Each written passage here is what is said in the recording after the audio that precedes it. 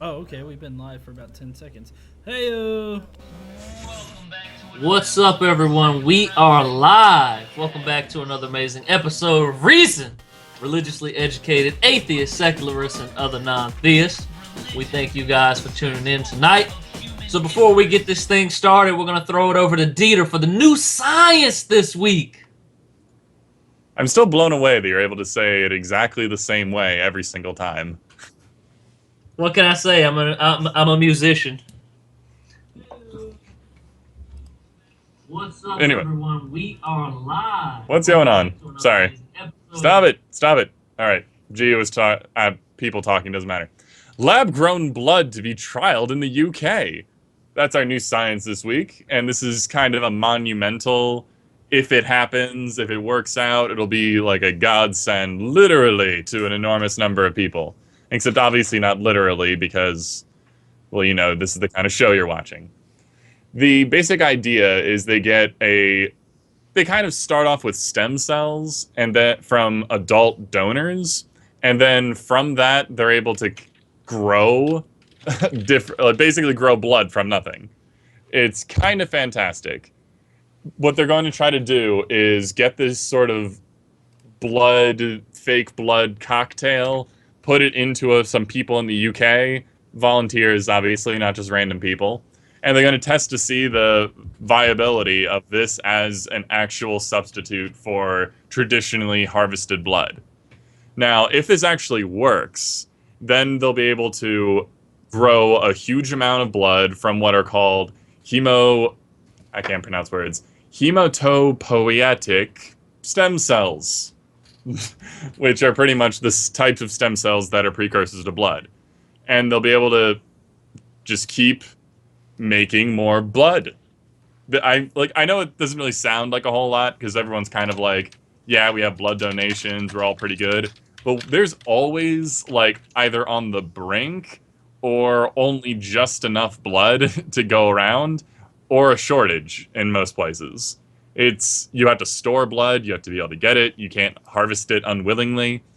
So having a viable substitute is monumental. It would be fantastic if we had something like this actually mass produced and distributed everywhere. So yeah, it's a short one, but that's pretty much it. There's What people have is tried. Sorry, Go go ahead. ahead. No, you talk. Well, I was going to ask you if you were able to find the shelf life of this lab blood versus real blood. I don't think we've had it long enough, honestly, to be able to determine like whether or not it's any better.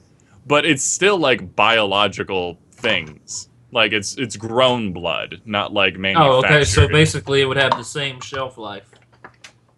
presumably. But the thing that's really great about this is because of how it's made, it doesn't matter what blood type the person has. Nice. It So that is would like nice. completely ruin, well, not ruin, but completely overturn this thing where you've got to find people with specific blood types. Yeah, and the problem is there's a couple, I forget which ones, like A, B, something, something. It's like it can only get blood from someone that's identical, as opposed to, or I guess identical and universal donors, but whatever. So there are people that basically just don't get blood if they're injured, and or in surgery or giving birth. Like there's a lot of different situations that might call for emergency blood. Hopefully not giving birth. That shouldn't happen that often. But well, you get my point. Dieter, I think Jehovah's Witnesses are just ecstatic about this news. Honestly, I don't think they would be because you're still technically growing the blood from something that comes out of a person. Or it's just going to be like one of those like super religious gray areas. Because like, what would you say? It would be like it's technically not blood, so you're not mingling blood anymore, but it's bone marrow, sort of. Well, I don't I know. I was being facetious about what I was saying because I'm sure they would still refuse it.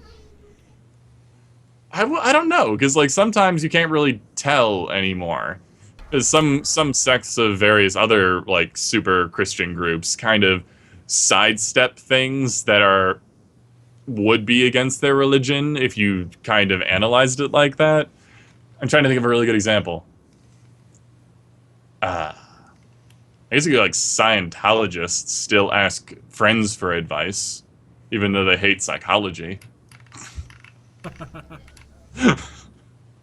you're So they're saying not. Scientologists? No, I think they're just against the antidepressants, like the actual medicine. Oh, they're a lot of them. Yeah, it's like them as a group officially. Just you're not allowed to see therapists for any reason. Well, it's because they're obviously going to tell you what you're really It's like going through. you're in a cult.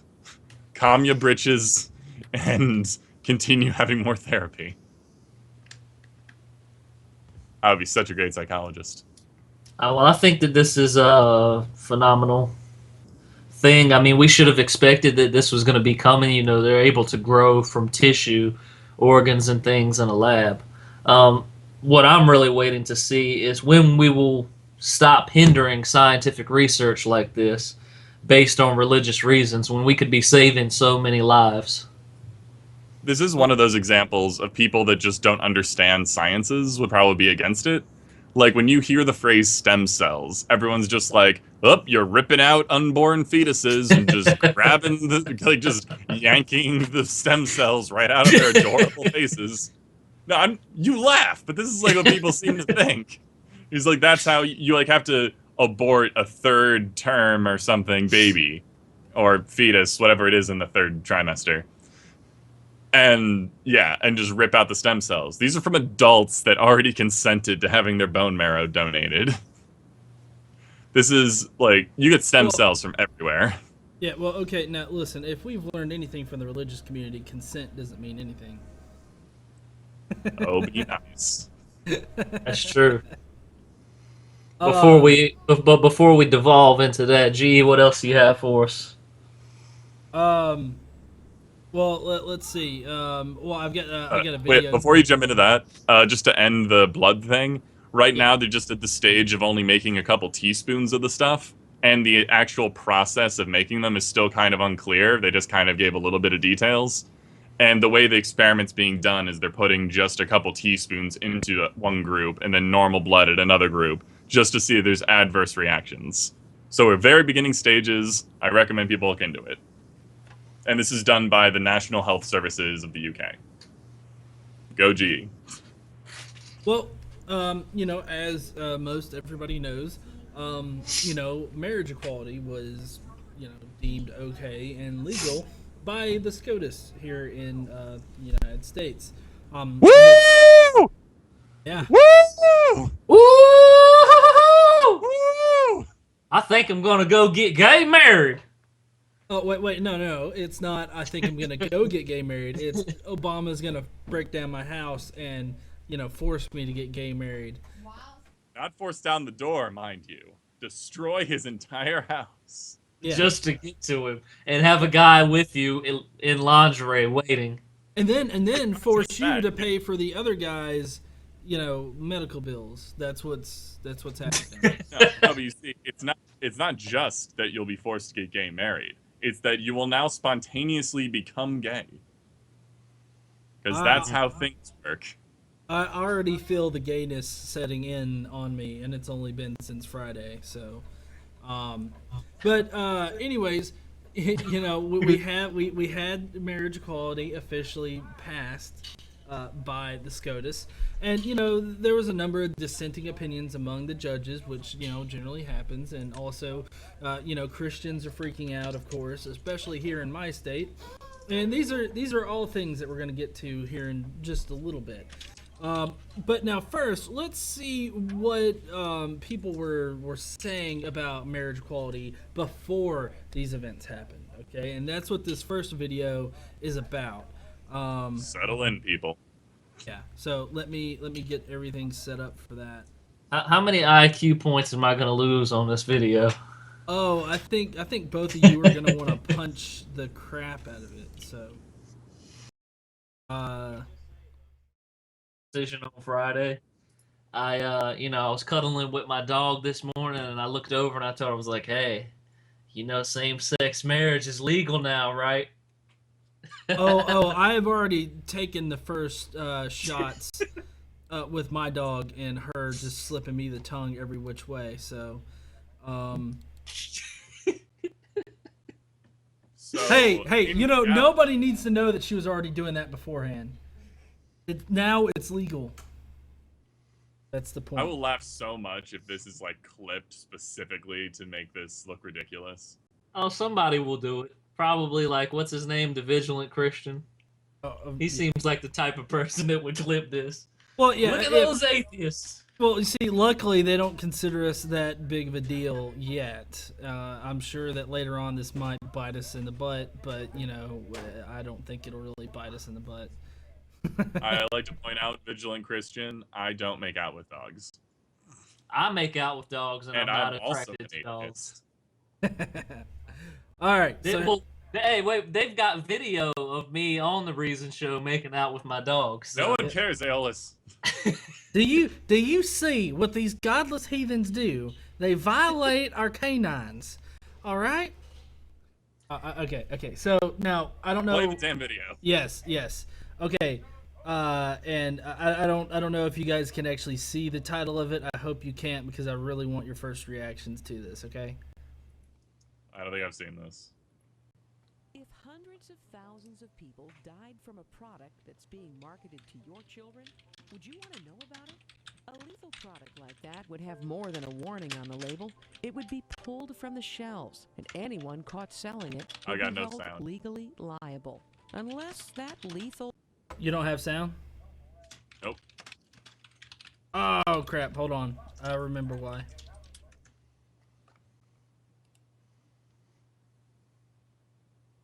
Our videos keep shifting too, GE. Like on the live stream. Oh yeah, I know. product happened to be What about now? homosexual behavior. Nope. No. Well, while GE tries to figure this out, so Aeolus, like, what was your actual reaction when you found out that the marriage equality, that this actually happened? Well, like I knew that it was gonna happen. I didn't accept the fact that it may have been possible for us to be trapped in 10 more years of bigotry. So I knew that it was probably going to happen. When it happened, when it very first happened, I was sitting at my computer and I started getting all these notifications from like not legitimate sites that were saying that it was ruled in favor of gay marriage. And so I started searching everywhere for it, freaking out. Like, are they making this shit up? Or is this really happening? Because no major news source is reporting on it. So I found out that it was legit. And I was pretty shocked. Like, even though I knew it was going to happen, I was just really shocked. But, as you know, nothing really changed except now people of the same gender, or the same sex rather, can get married. Well, that's the thing, though. Like, this was one of the... So I learned about, like, 2 hours after the fact. So I guess that's when when it started getting more notoriety after the fact. And I didn't even know how to feel. Like, there was relief. There was just ecstatic excitement. There's so many emotions all at once. And it was just... I guess it was just a serene level of happiness where it's like, I can finally think that there is at least one thing right with the world right now. So, like, all of my worries and anxiety just disappeared for a few hours. I am so happy to be alive in a time where something like this happened, so I can share in the experience of it with everybody. And more than that, I'm ecstatic that this actually happened in our country. That we're no longer, well, I can't say no longer, we're being slightly less bigoted than we were 2 weeks ago. So, fantastic. That's how I reacted. You know what I like about it, though, is like, you know, if my marriage doesn't work out, you know, I've got about roughly 50% of the population that I could have potentially married. But now this has broadened my horizon. So, if it doesn't work out, I don't only have to rely on women. I could marry a man now. If you so chose. I didn't know if you wanted to gear yourself that way, but if so, I don't know. just send some of those gym pictures around. You'll be okay. Hopefully, my marriage just works out. Okay, let's not jinx it. That'll be lovely. Okay. I should have it worked out. Let's see if this works. Okay. Play it loud and angrily. Hundreds of thousands of people died from a product that's being marketed to your children. Would you want to know about it? A lethal product like that would have more than a warning on the label. It would be pulled from the shelves, and anyone caught selling it would be held legally liable, unless that lethal product happened to be homosexual behavior.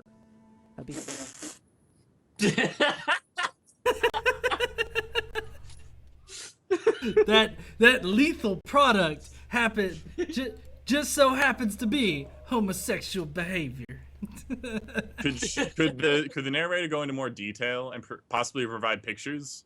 I don't know Because this box is unclear. I mean, well, I was gonna say let's go ahead and let's finish it out, and then we can, because it's only got about a minute left.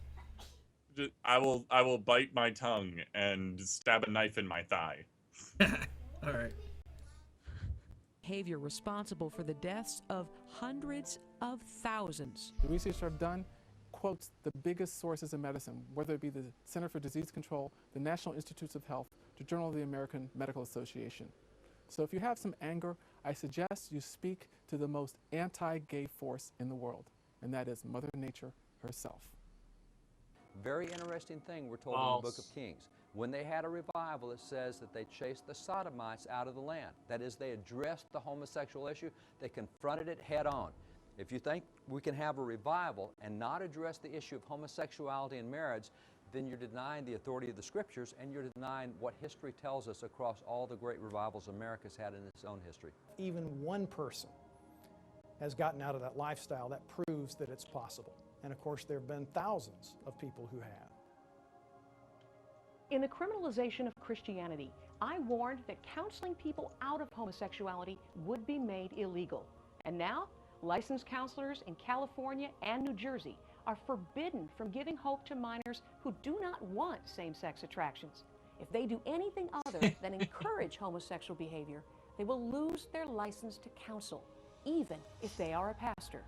So for those who want help leaving homosexuality, that door is closed. Can I start? Where do you even start with that?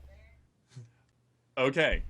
Fuck yes, I will deny the Scriptures as a source of anything. I will do that every day from morning till night, because that is the only justification for this awful mindset. So conversion therapy is not real therapy. It is physically torturing someone to try to make them associate pain with their sexual attraction. You are basically trying to do a very sick and twisted version of like Pavlovian psychology. It is terrifying, it is dangerous, and it doesn't work. The people that claim that they got out of homosexuality were either like one of two things. They're either a bisexual person who is also attracted to women and just suppresses their feelings towards men, or they're lying and just suppressing their feelings towards men. And trying to paint this idea of youths desperately wanting to get out of their attraction to men, literally the only reason is because of people like this. If everyone was just like, oh, you want to go out with Steve? That's just dandy, Billy. Go out and have fun with that. Probably shouldn't say a future boyfriend of your son calling them that, but I digress.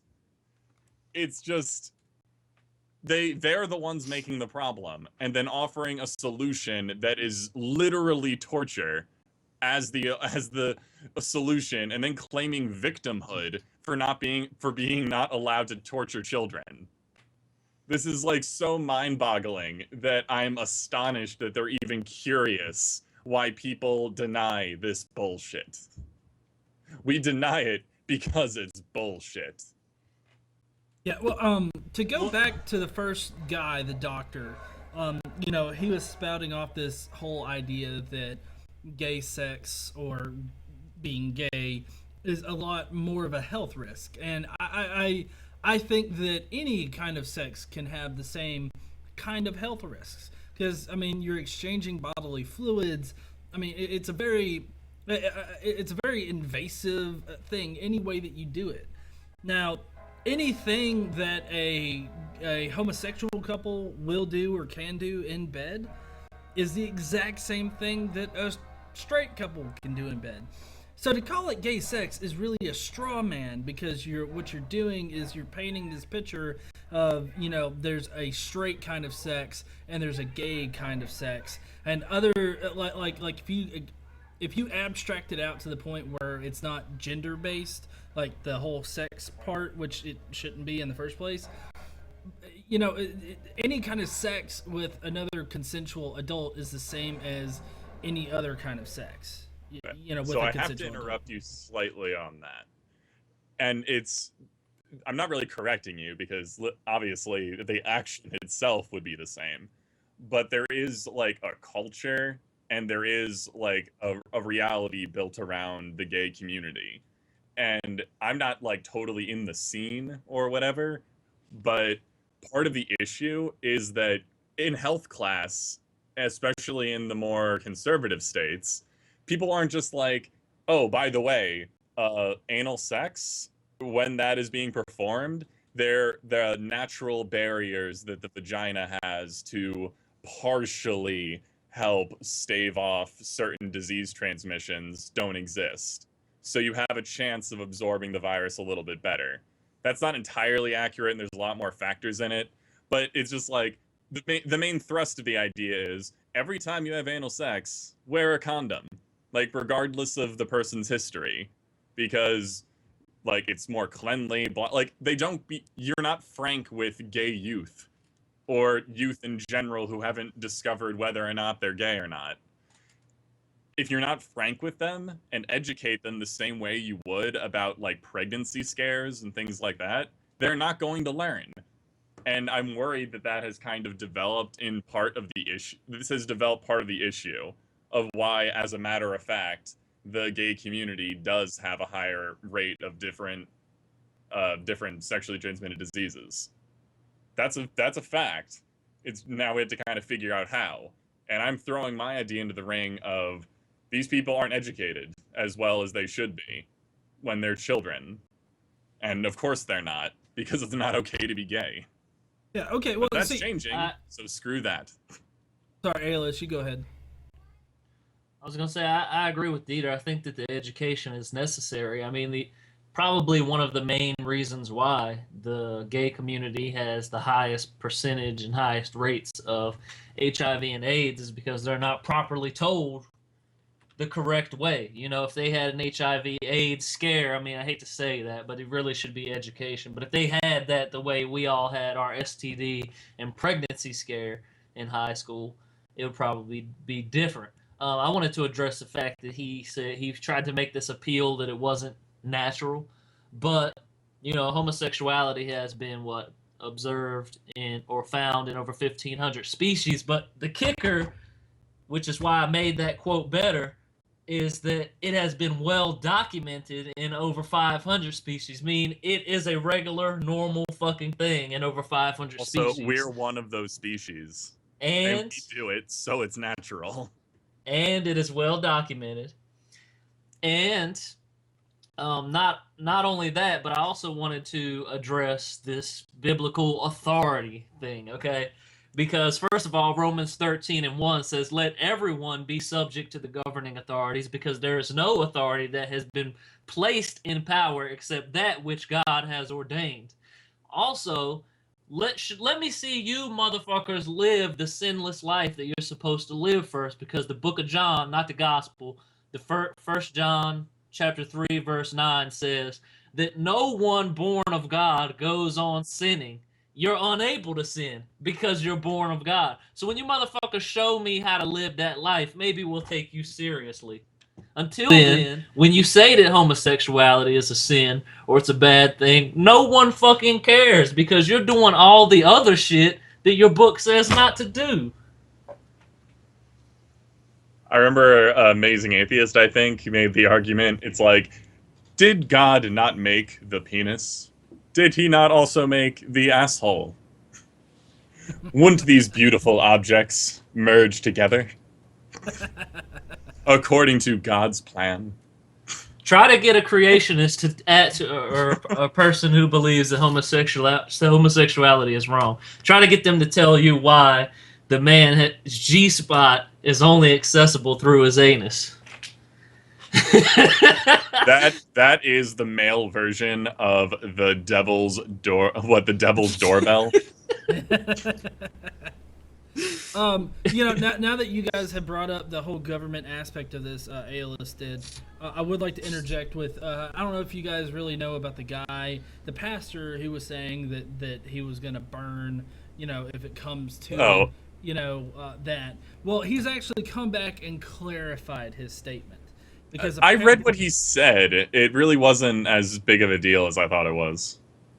Well, yeah, he wasn't very explicit in it, but media outlets, they took what he said, they ran with it and really blew it up, basically. But, basically, just for those here who haven't heard about this whole thing, he was referring to a particular story in the Bible that was about Shadrach, Meshach, and Abed. How do you pronounce that? It's the three guys. I don't know. You're just making up names at this point. No, I'm not. He's not. Just go ahead with the story. We don't have to. Right. There's these three guys, and basically just call them Steve, Mickey, and Bob. Yeah, there you go. Steve, Mickey, and Bob were talking to the Prince of Bel-Air, and he was basically saying like, "Yo, give up God, or I'm gonna toss you into fire." Oh. And so basically they chose to get thrown into the fire instead of giving up God, and they didn't burn. Like they were able to walk out of the fires without being burned or whatnot. So it's a miracle story in the Bible. And basically that's what he was saying. He was saying that we will fight this, or we will submit to the government and get thrown in the fire, which is still kind of persecuting, I guess, and like really extreme, because nobody's persecuting Christians because of this. The only thing that's happening is that we're offending their sensibilities, which, something I like to say is fuck your feelings. I don't really understand that. Is it really that people have been raised in such a way that they're unbelievably uncomfortable thinking about two dudes getting it on? And I guess to a lesser extent, two women? Is that it? Say that again? Are people just really grossed out at the idea of two guys getting together, and to a lesser extent two women? Because it seems like they only talk about two men. Can we address, let's talk about the Supreme Court justices real quickly, because it kind of, I wouldn't say it solidified this idea that I have that women have a less propensity to be homophobic, but if you look at the Supreme Court justices, all three women ruled in favor, and I found it just a little bit ironic that it was all men that ruled against it, and the only black man ruled against it. Oh, Aeolus. Yeah, I went there. Now you're being sexist and racist. No, I went there. And it's only been a half hour. No, I went there, okay, because why are men so afraid of allowing someone else to like men? I think there's a couple different reasons why. I think it's one of the main reasons, in my opinion, is that nature has not prepared men to be objectified in that way by other men. throughout our history, you know, you can look at our closest relatives and see the same thing. The man goes out, does some kind of rite of passage, you know, he becomes the alpha male, he shits on all the other apes, and he fucking gets the girl. That's how it works. I don't think that nature has prepared us psychologically for that, and that may be why people are homophobic. There's other reasons, but that's one of the ones I've been toying with. I don't know, because I don't think it's that complicated. I think it very well could be I'm going back to child rearing, because that's basically where I see all problems coming from, is just the idea that they were not raised in an environment where this was a thing that happened. So when they first are confronted with it, it's the same thing as saying, I think I brought this example up before, if somebody told you, like, as a matter of fact, your arms are actually legs and your legs are actually arms. Like, everything you thought about the world is completely wrong. Or even more dramatic, we live in Australia. Like, the maps you've been looking at have been lies this entire time. Like, it's just a world-bending sort of thing. So if you, but it's also how we're taught too. Yeah, we're taught. True. We're taught. You know, like, you got to be a man, and you got to, like, you know, don't do that sissy boy shit, and like you got to get the girl and all that. That's how you're taught. I actually have more confidence in people to be able to be a little bit more free thinking. No, that's exactly how we're taught. At the very least, I have faith that people are more self-centered. Even today, when people see me cry, they freak the fuck out. Oh, I'd want to give you such a hug. And I'm like, make me so sad. Why is that even a thing? I think that's another thing. Like, not only has nature programmed specific behaviors into us over thousands of years of evolution, but we also teach those things. You know, I don't teach my kids this, but I'm not saying I was directly taught that you can never cry, but I mean, it's pretty much implied throughout your life that you cannot exhibit feminine behaviors. Well, no, you see, that's the one thing that I'm pissed off about in this sort of conversation. Those are not feminine behaviors. Well, yeah, I hate it when people are, like, on both sides of any argument on this subject, it's always like, oh yeah, all the weak traits are automatically feminine ones. It's like, no, that's just stupid. Well, yeah. So no. I was gonna say that I think it has to do a lot with child rearing, and you know what we teach our kids, because you know if you think about it, I'm fairly certain that you know most kids, at least from my own experience growing up, it was taught as it was wrong, you know, to be that way towards, like, be, I guess. The only way that I can really characterize it, and I guess maybe that's because I live in the South, is more effeminate as far as the men go. But it's okay for women to be effeminate, like even extra more so, you know. And so yeah, like I want to divide the traits up, so it's like I don't even know how to do this, but like both genders grab from like the dominant of submissive traits.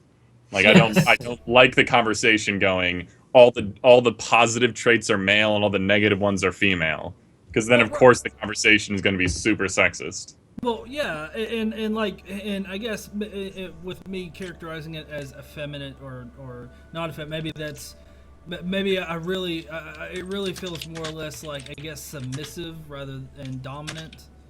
I like those much better because neither of them are negative or positive. They're just descriptive. Well, yeah, I think that's probably, like I said, I mean, I live down here in the South, so I'm kind of handicapped, I would have to say, as far as you know, being knowledgeable in this area, which is kind of odd because, you know, the South is known for its porn. The South is known for porn. Yeah. Okay. So, but there were a number of dissenting opinions among the justices, and you know, like one that sticks out in my head was I think it was Roberts. He actually said that, like, the 1828 dictionary definition, the Webster dictionary definition of marriage, you know, was his basis for saying that we shouldn't redefine marriage.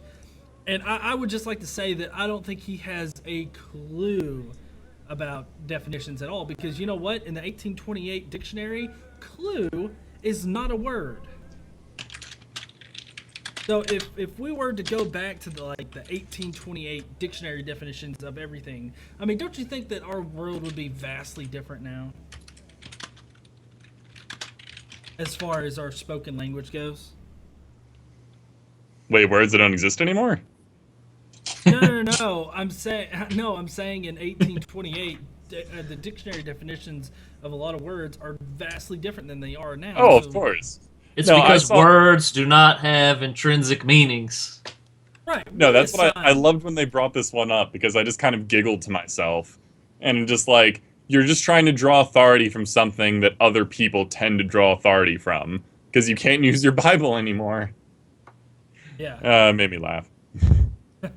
Okay, well, the next video I have ready to go is the GOP 2016 hopefuls, like the presidential people, what they think about marriage equality or homosexual marriage, however you want to characterize it. So, There is no federal constitutional right to same-sex marriage. That's what they're going to argue. And there isn't such a right. You would have to really have a ridiculous and absurd reading of the U.S. Constitution. No audio, we to lost. the conclusion that people have a right to marry someone of the same Oh, wait, sex. there it goes, there it There is no goes. such constitutional right. Start over. handing up this insane, this glass of water. There is no federal constitutional right to same-sex marriage. That's what they're going to argue. And there isn't such a right. You would have to really have a ridiculous and absurd reading of the U.S. Constitution to reach the conclusion that people have a right to marry someone of the same sex. There is no such constitutional right. You know, handing up this insane, this glass of water is a glass. Stop. Can we you address call this it a like glass one of beer. person at a time? sure. All right. So wouldn't you have to also do some really in-depth searching to find that heterosexual marriage is a constitutional right? Yeah. Because I'm pretty sure it doesn't say a man and a woman can get married in the Constitution. Yeah. I don't Mine's- remember reading that. I don't think marriage is even addressed. I think states No, so basically the created same marriage. argument applies against his idea of a traditional marriage. I had to read the Constitution again. It's been a while. Yeah, it's been like I 11 don't think three. marriage is exactly defined in it like at all. So yeah, we just blew him out of the water. Go on No. to the next. No, guy. here's my absurd reading of the Constitution. Equal protection under the law. There you go. Yeah. Questions? No. Also, his face is warped and it makes it look like his nose is like half on his face. I don't. Is that just what he looks like? I don't know what's going on. Probably. Not that there's anything wrong with that. It's just kind of interesting.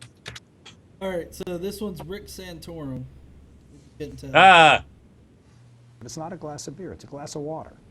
Oh, it's And water pixelation. is what water is. Marriage is what marriage is. The moral crisis we have in our country, there is. All right, he's saying that marriage is what it is. That sounds like a nonsensical statement. What he's really saying is marriage is what we previously defined it as. Stop trying to change what we want. Basically, stomping his foot like a petulant child. Yep. All right. A role for us trying to figure out things like marriage. There's also a moral crisis that allows people to think that there would be some sort of other marriage. He's talking about a moral crisis. How is this a moral crisis? You're allowing people to have the same rights that you already had. Well, That's no, the you're opposite of a crisis. Do people really believe that? Okay, freedom is not this finite resource. Okay, and I think people have trouble understanding that. By giving someone else freedom, it doesn't take your freedom away. You've still got the same freedom. You've just extended it to other people. Yeah. It's not what was his wording? A moral what? A moral Crisis. crisis. A moral crisis. Yes, I've even heard someone on Twitter come. I think it might have been Brian Fisher comparing this to 9/11. Is that what he did? He said Oh, God, 0626 has now become the new 9/11. Oh no, yeah, that's actually coming up. I've got that planned. Oh, okay. Giving away my set, God. But yeah, stay tuned for that discussion here in just a little bit. But my hope is the U.S. Supreme Court will do that. If they don't, the only other viable option out there is to support a constitutional amendment, which I would. I support the. Okay, I don't even know what that guy was saying. Let's hear what Perry has to say. He's not wearing his smart glasses, so I doubt it's going to be anything smart. Federal marriage amendment. I am proud that in Louisiana we define marriages between a man and a woman. You vetoed a gay marriage bill in New Jersey. If another one should make it to your desk, I gather this doesn't change your opinion on that. No, I'll veto it. In my state, we're not going to change the traditional Good luck. definition of marriage. Yeah. And I would support the traditional definition of marriage, not out of hate, but if I believe that I think that's just best for society. Okay, hold on. How is it best for society? Yeah, exactly how? Like what I really don't understand this connection that they seem to be trying to make between like allowing consensual adults to get married and to have the same rights as other people. I don't see how that's going to cause any kind of crisis or anything in America. It really like whenever they say this kind of stuff, I just find myself like, how do you know how to breathe in the morning? I mean, do you have to set an alarm to remember to breathe? Like, Sometimes you wonder. The modern Democratic Party has become so radical, so extreme, Yeah, that okay. they have determined that their devotion to mandatory gay marriage in all 50 states trumps any allegiance to religious liberty under the First Amendment. There can be no. okay.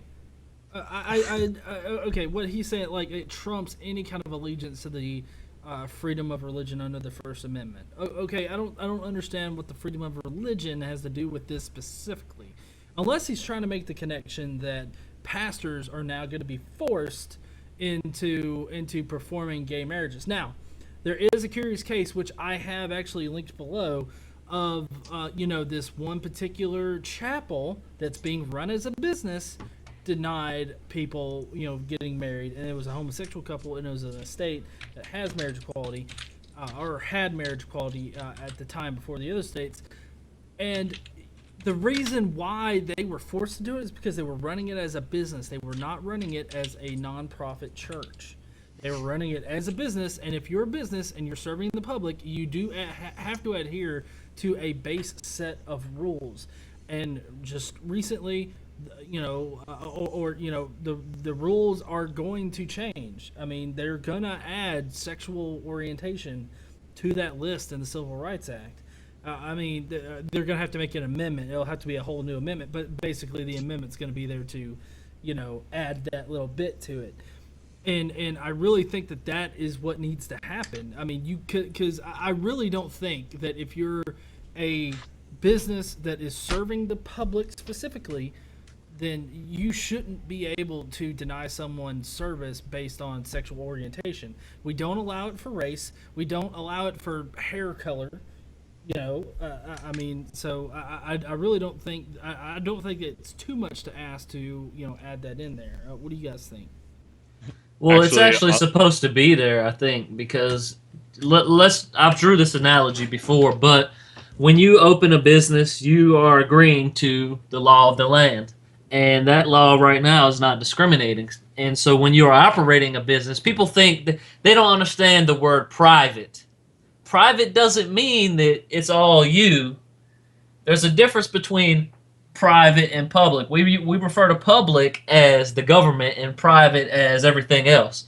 Okay, but you're still an extension of the government, and you have to abide by its rules. And the analogy that I often used was when I was in the military, I had to abide by the military's rules. I'm a member of the federal government, and I have to abide by their rules. I can't go out slandering the name of the government. I can't go out giving interviews on different things from my organization. I have to represent the federal government to the best of my abilities. And that's what these businesses are supposed to be doing. In fact, that's what our politicians are supposed to be doing, which makes it even more ridiculous that they're able to get on national television and give their stances to issues like this.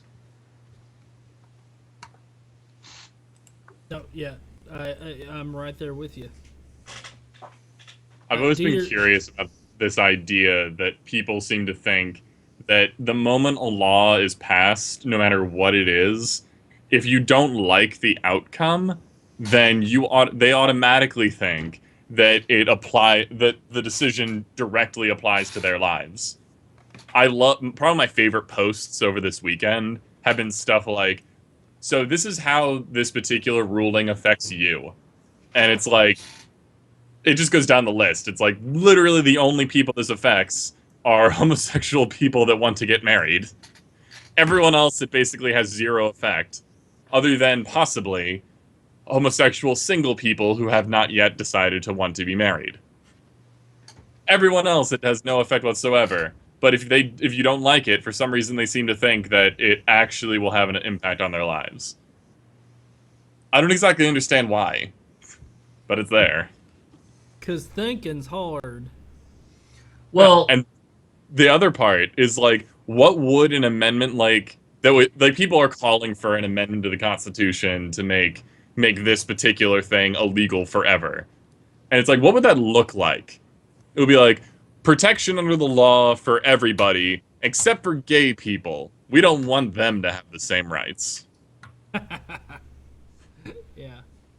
I love the fact that, you know, like a lot of people are saying, like even Joshua Feuerstein, he said that, like, if you're a gay man and you want to go out and get married, then go find you a woman and get married. It's like, how can you sit there and say that you still love them, or, you know, you love the person but hate the sin, but then say shit like that? It's because he's a liar. See my list of videos I've made on him.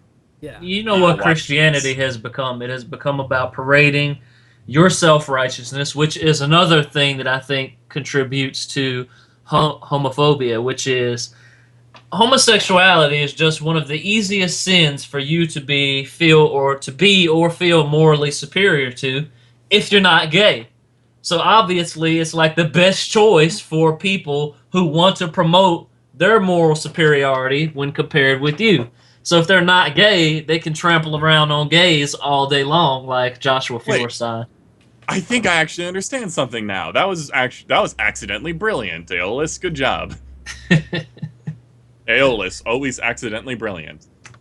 No, I've actually said that before, but... Oh, shut up. Take the comment. No, I think that's actually interesting. Because when I was listening to some of what you guys were talking about earlier in the show, I'm like, I'm bisexual. So the concept of, like, going out and dating and just thinking about marrying a guy, that is literally second nature to me. Because I could think about that right now and plan my future of love and wonder. And I can just switch between genders.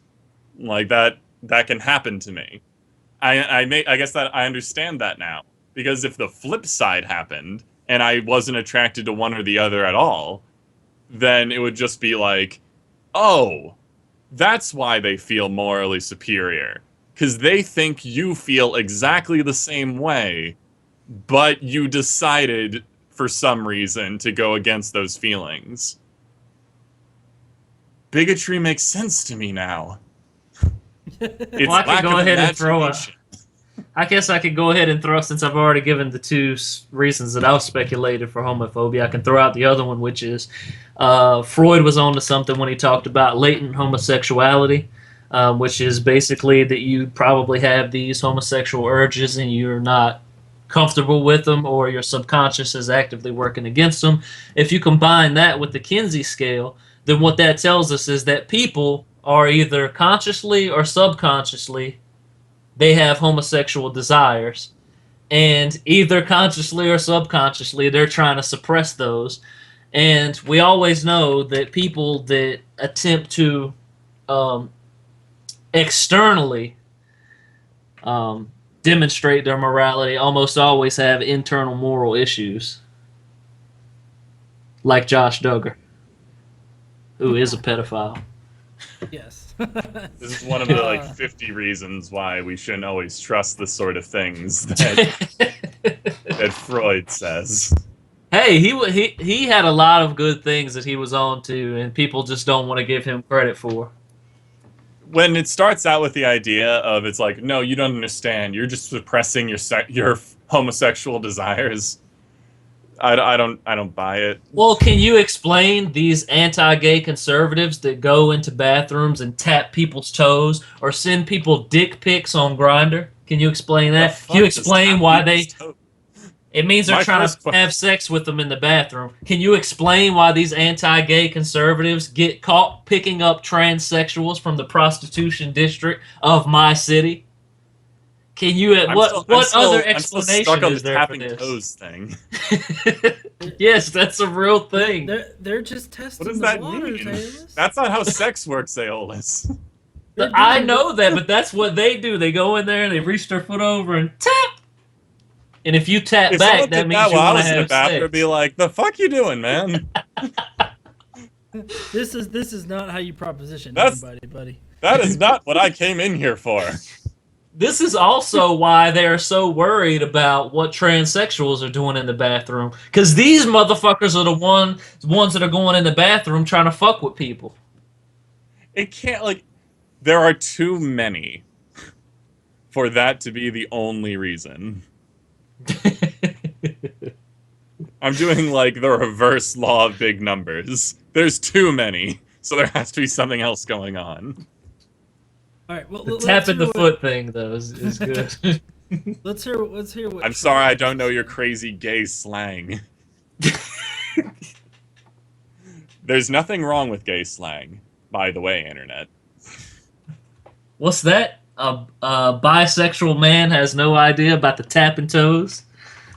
I don't proposition people for sex in bathrooms. I'm sorry. Yes, because we're normal fucking people, and that would be disgusting. As long as things are safe and consensual. Conservatives.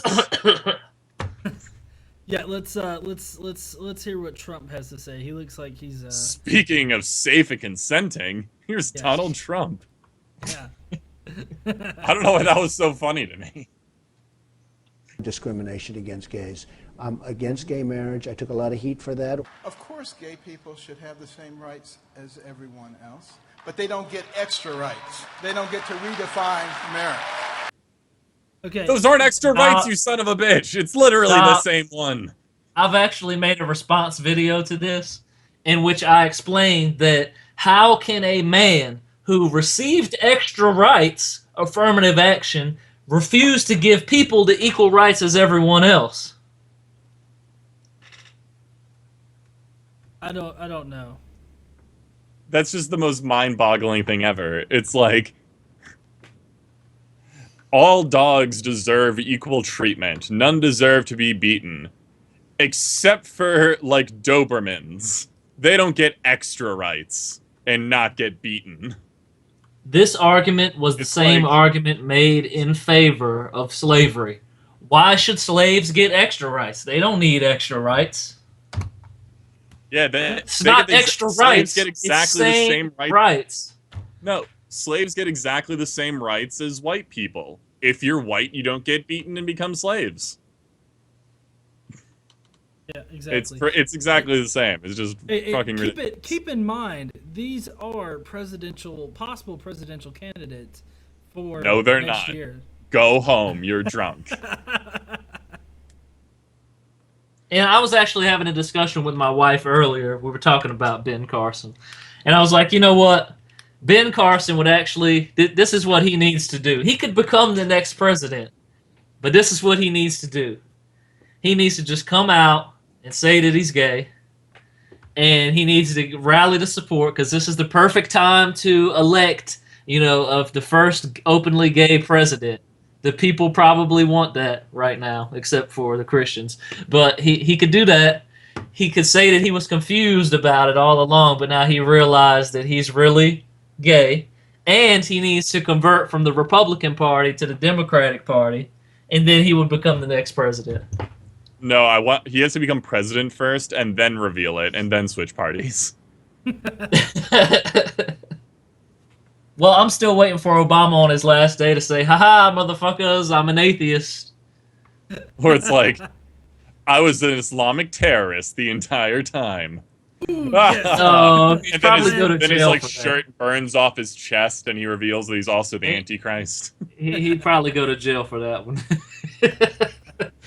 Trust me, they would find a way to throw him in jail. Aren't you like immune from everything when you're like a post-president? Depends on how much the people liked you. I can just say it. Bush is like, you mean I can kill people? And by the people, I mean the simmer people down, in Obama. Congress. Yeah. Okay, let's see what Ben Carson and other GOP hopefuls. They are not required to redefine marriage. If we reject his hand of blessing, we will feel his hand of judgment. Gay marriage, are you changing your Bring it. position at all? No, I believe Stop. in traditional marriage. Okay. Sorry to stop it again, but hold up, man. Come on. You're telling me that over 300 years have passed, and in that time, we've basically contributed to the genocide of one people, my people, and then the enslavement of another race of people, but God was not sending his judgment for any of that. I mean, it was just, half a century ago that some really horrific shit was going on. Like, what do they call it? Hysterectomies of Native American women. Forced, government-sanctioned hysterectomies of Native American women. It was only like half a century ago. Well, it's still pretty much, you can get beat down for no reason by the cops today for being a minority, but it was worse then. Well, And nowhere in those 300 years God ever thought, I'm going to send my judgment down for this because this is some bullshit. 96% of the Native Americans that were here were killed off, whether by disease, epidemics. You can research it all for yourself. The smallpox blankets, the Trail of Tears. No, God ordained that so that white people could get America. Bullshit. You know very well that everything will be twisted. It's like, and then when they try to draw the parallel to Sodom and Gomorrah, okay, because is that coming, GE? Is that coming soon? No, I don't think that. Oh, okay, because I've been hearing that too.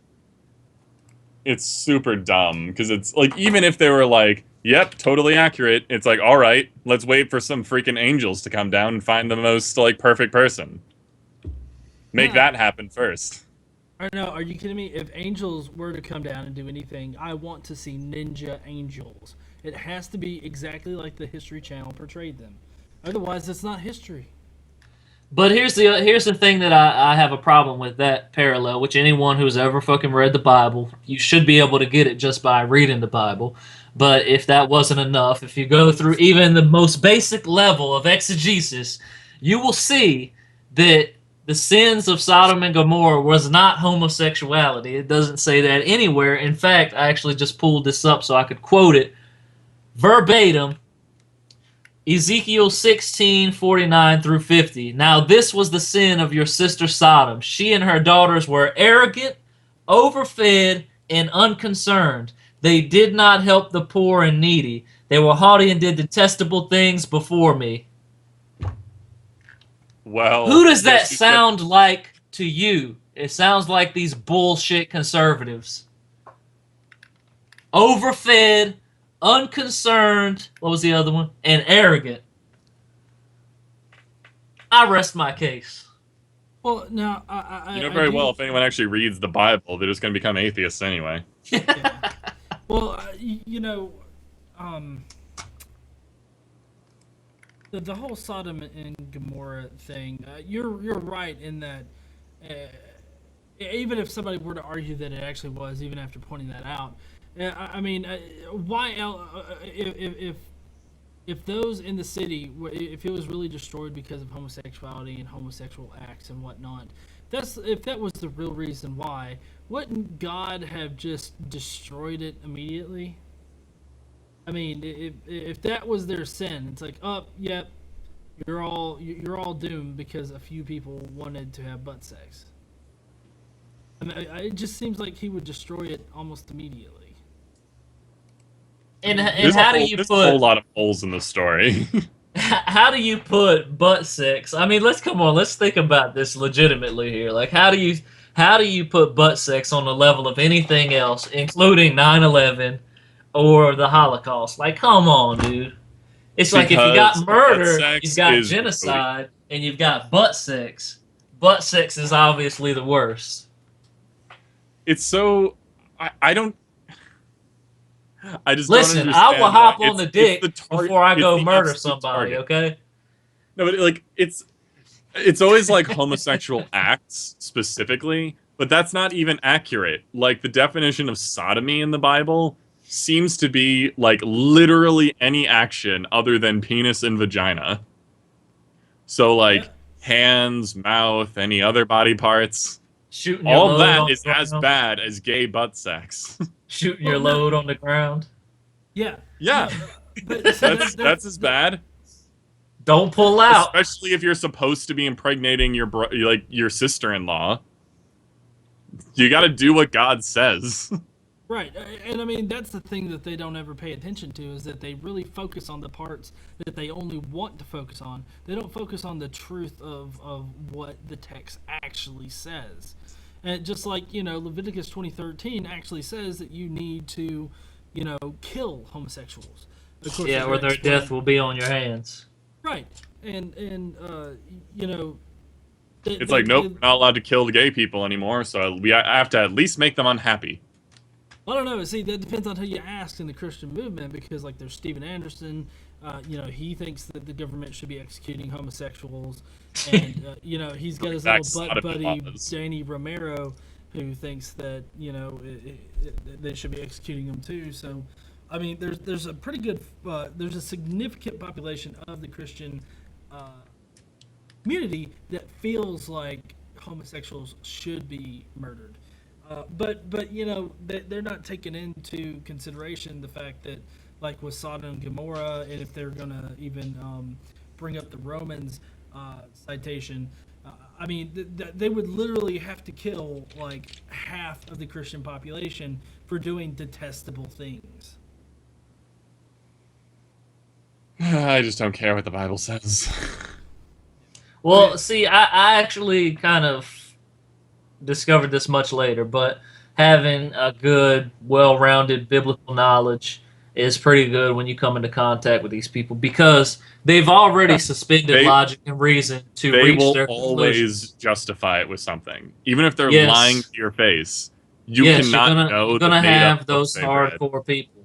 You're gonna have those hardcore people, but I found that people actually respect the fact that I know more about the Bible, and then I'm telling them something. And in my experience, just with interacting with theists on social media, they're more likely to listen to me when I bring up stuff like that. Of course, you're going to have your hardcores who think it's infallible and right no matter what. No, but it's not when you even have, that. It's just that they'll say, no, you're misinterpreting what is written there. What you can't misinterpret it when it says specifically. Yes, it's not a metaphor. You can. I've done this. All right, stop messing around with hardcores. I don't know this when meeting them. All right, let's finish this particular video, and then we'll head on into stuff that people are saying after the marriage equality decision by SCOTUS. There are numerous reports that you're telling people privately that you are a moderate, but then public. Okay, yeah, that was it. Yes, no one pretended that anyone here was a moderate. Let's hold on. Let me switch this out real quick and show you. Now remind me, is Right Wing Watch like leftist people electing saying? Yes. Okay. Fun times. Yeah, well, yeah, they're they're kind of like a watchdog sort of organization. That, Yeah. I was just trying to remember what they were. Okay.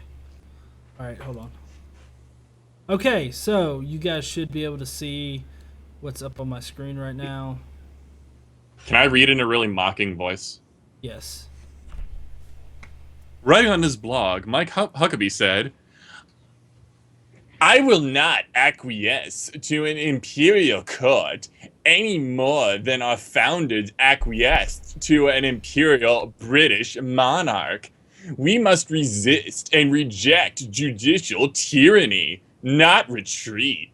The Supreme Court can no more repeal the laws of nature and nature's God on marriage than it can the law of gravity.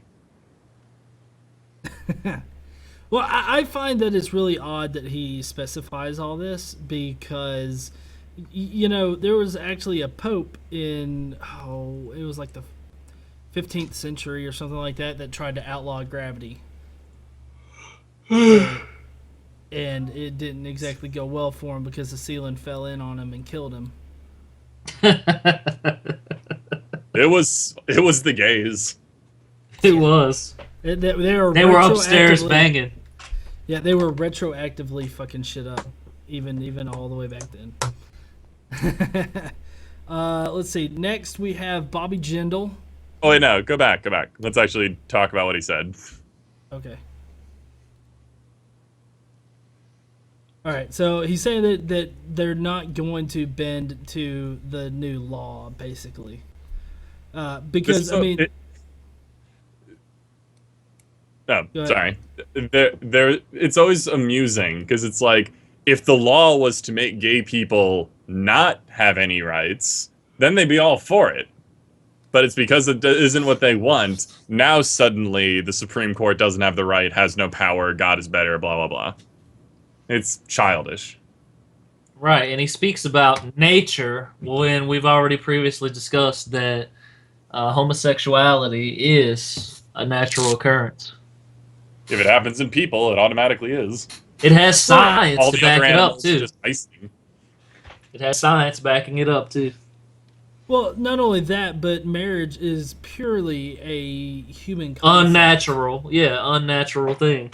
Right. Monogamy is unnatural. So it's natural.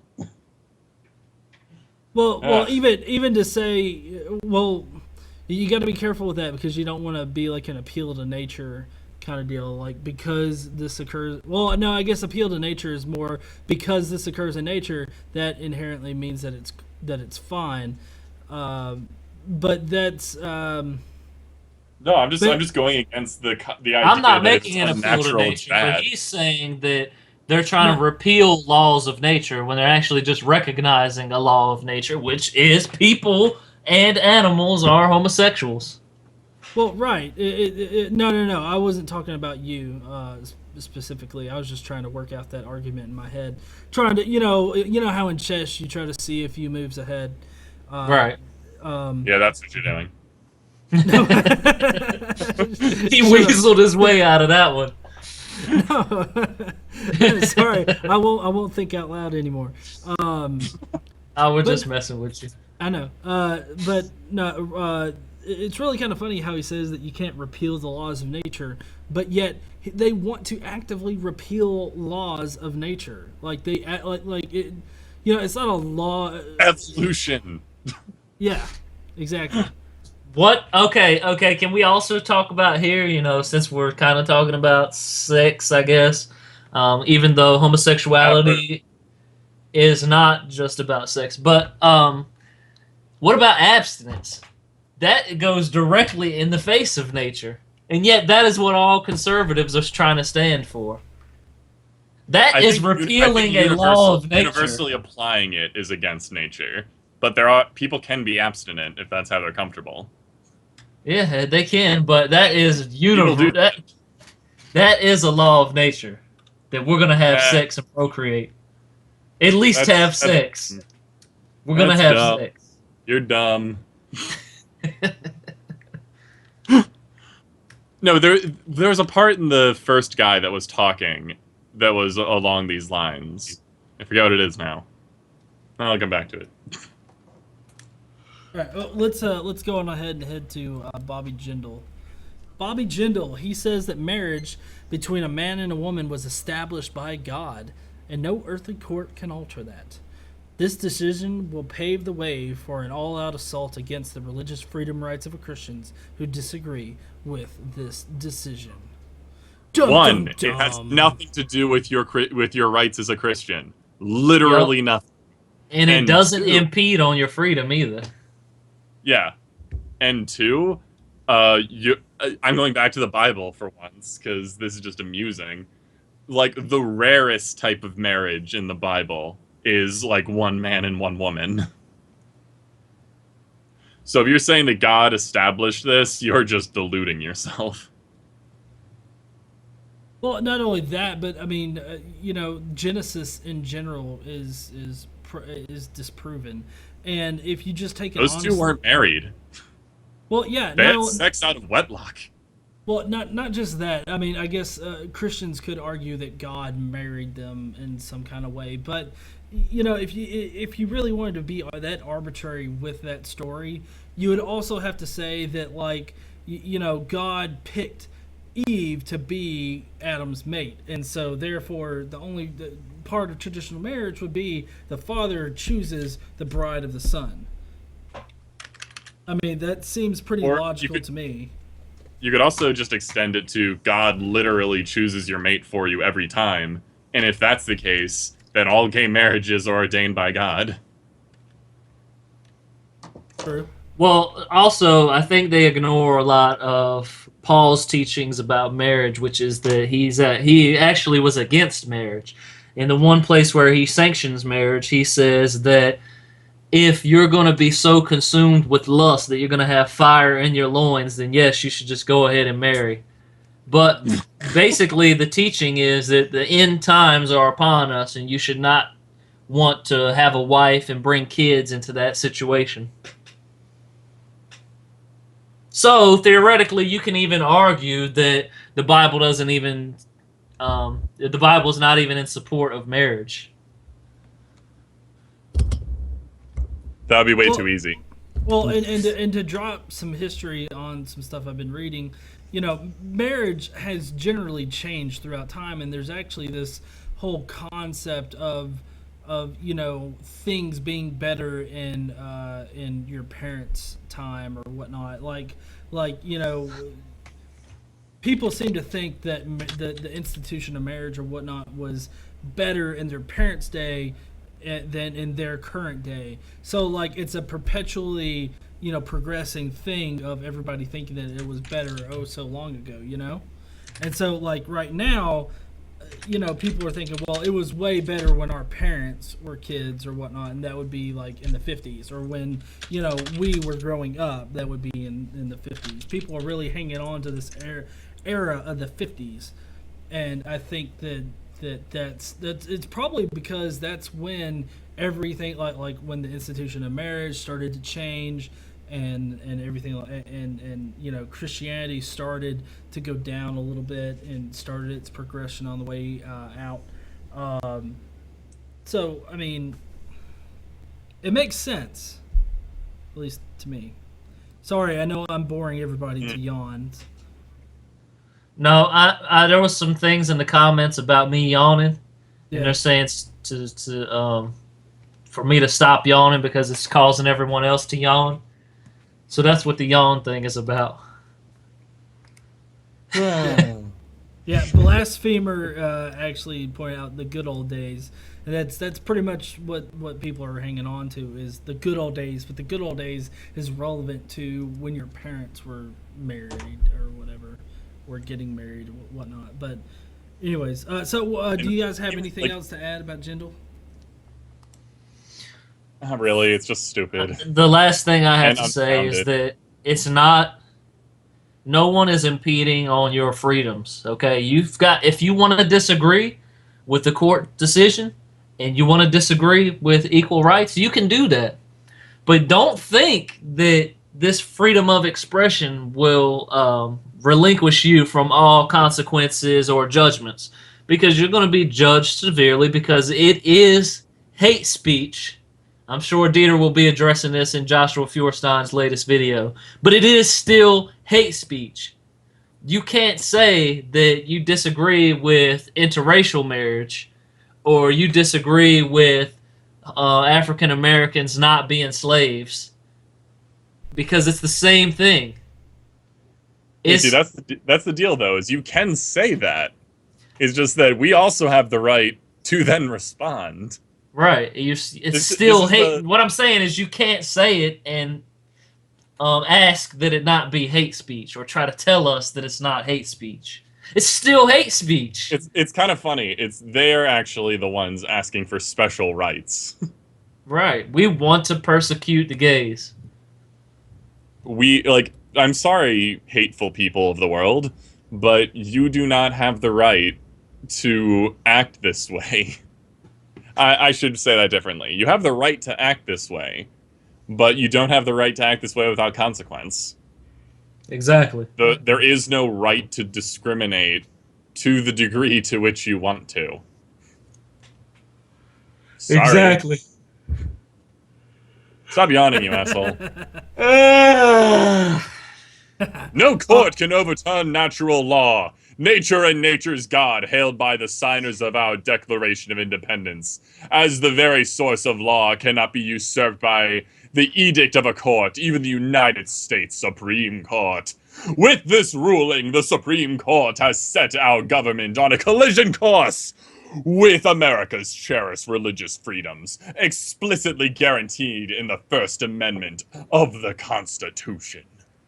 So first off, the Declaration of Independence is not the source of our laws. Good job, Family Research Council. Yeah, exactly. I love it how they love to pull out the Declaration of Independence when nothing in our government now is based on anything in the Declaration of Independence. And like the Declaration I don't think that they're saying that. Like, it says it twice. And it's like in the year of our Lord, and then like the ordained by the Creator or something. They're not actually saying the Declaration of Independence. They're saying nature and nature's God, comma, hailed by the signers of our Declaration of Independence as the very source of law. So it's saying that the source of law is nature and nature's God, which they still haven't proven to exist. Well, yeah, but those that, I mean, it doesn't necessarily follow that those that signed the Declaration of Independence were also the ones that signed our Constitution, our government into law. It also doesn't. Well, maybe it's because they're only honoring the people to sign the Declaration of Independence. I don't know. Maybe they have something against the others. It also says cannot be usurped by the edict of a court. Well, I remember this collection of things. They were like amendments to the Constitution.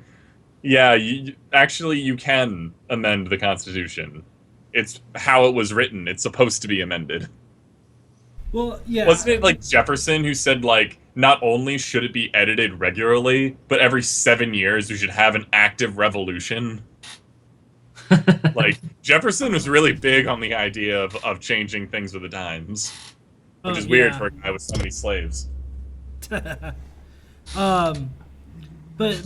yeah, this statement by Perkins also really highlights how much they don't understand the First Amendment, though.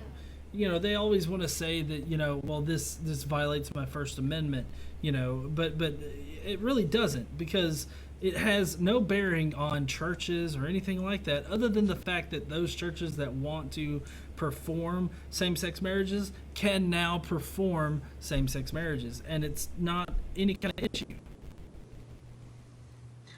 Are we going to see what happened in your state, GE? Where they decide not to give out marriage licenses? Wait, is that again? Or what is it? What did they do? There was some way they tried to get around it. They were like, well, we're not going to do marriages for anybody then. Oh, which state was that? I remember Alabama. Reading That's why GE went and he became a person that does it. It's like, I'm just going to take my ball and go home. Like, that is the reaction he had. And it's just hilarious. Yeah, GE actually was going out and marrying people. Oh yes, very much so. I mean, I've only married one couple, and that was for a friend. It wasn't a same-sex couple or anything, but I'm more than willing to help anybody out that needs that service. So, and I didn't charge anything at all either because I was doing it just to help them out. So. But what did they do? They stopped giving marriage certificates. Is that what it was? No. They gave marriage certificates, but like the reason why they had me do it was because I think a pastor or something backed out on them, and they needed somebody to do it for them for some reason. I'm not exactly sure why. But yeah, so there was some. But what was the thing that Alabama did though? They did like some kind of. Are you talking about with marriage equality? Yeah, no. Like, remember it was a couple months ago. They come up with some loophole so they wouldn't have to marry the gay people. Yeah, well, actually, the reason why I'm confused is because Alabama's done something crazy this time around as well. Yeah, which I've actually got a video for that here in just a few. But yeah, they pretty much Judge Roy Moore told people, don't issue marriage licenses to same-sex couples, basically. And so there were a number of places that just stopped issuing licenses in general. Right. Grow up, people. Yeah. Let's see. Rick Santorum, he's next up on the list. Today, 5 unelected justices decided to redefine the foundational unit that binds together our society without public debate or input. Now is the people's opportunity.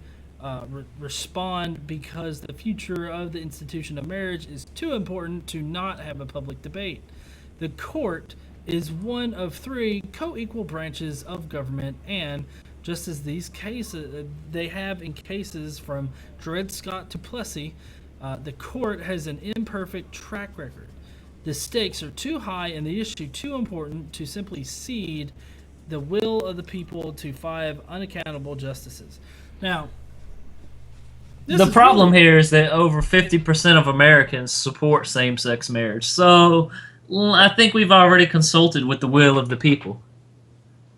It also, I know, this is obviously this is a monumentally awesome milestone in our history, but at the same time, it's this is something that should have been redundant. So how do they make this appeal that's saying this all too high and unbelievably important issue of preventing gay people from getting married? How do you justify that? How do you justify saying that the most important thing we have to do as a society is prevent these people from having equal rights? That's just, it's a given. It should have always been a tiny issue. A lawyer yells back to his secretary and is hey, do the gay people have, does marriage cover gay people? No, it doesn't. Oh shit, write that in. It should have been just an afterthought. And marriage doesn't bind together our society either. I mean, if that were the case, we wouldn't see so many heterosexual marriages failing. So if they want to, pin, the foundational unit that binds our society, the failure of that on something, it should be the failure of heterosexual marriages. Well, isn't the foundational unit like real estate? Well, they always they seem to be really espousing this idea that marriage was better in the 1950s or whatnot, right? Well, see, the problem with that is that back in the 1950s or whatnot, that there were a number of people that were forced to stay in abusive marriages and forced to stay in all these other places, in all these horrible situations, because they didn't have a way out. They couldn't just go and get a divorce. They couldn't do any of this kind of stuff.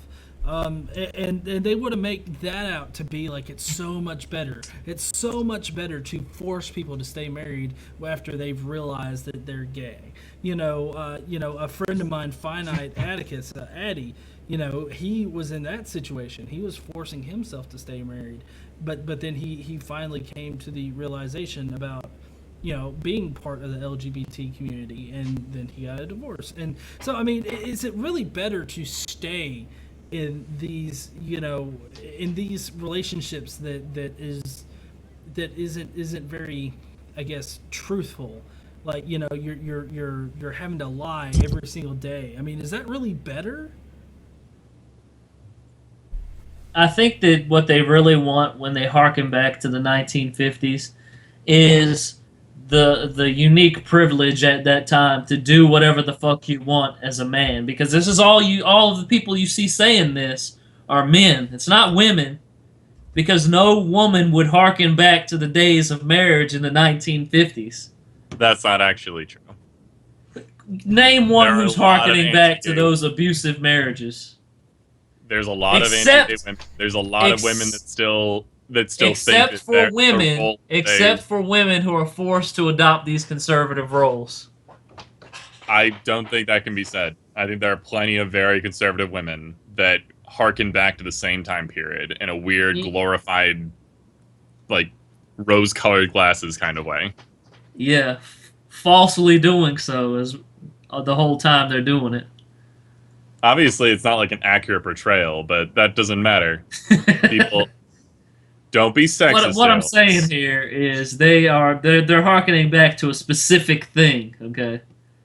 Yeah. Well, I'm just amazed that in 2015 we have politicians that are saying shit like this. Well, yeah. Am I the only one that is like, are we in 2015? How are they allowed to be in office? Like, exactly. Aren't there criteria, like, other than treason, that makes them automatically get fired?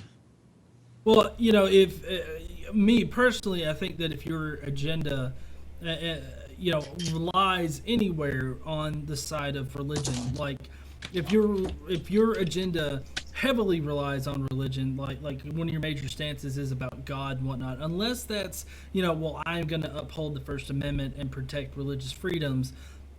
Anything more than that, I think, should be automatically disqualified. Like, it should automatically disqualify you from being a viable candidate, because, I mean, obviously, if you're espousing this idea of God, you're not talking about the generic idea of God or anything like that. That's not even the common denominator with people in America today.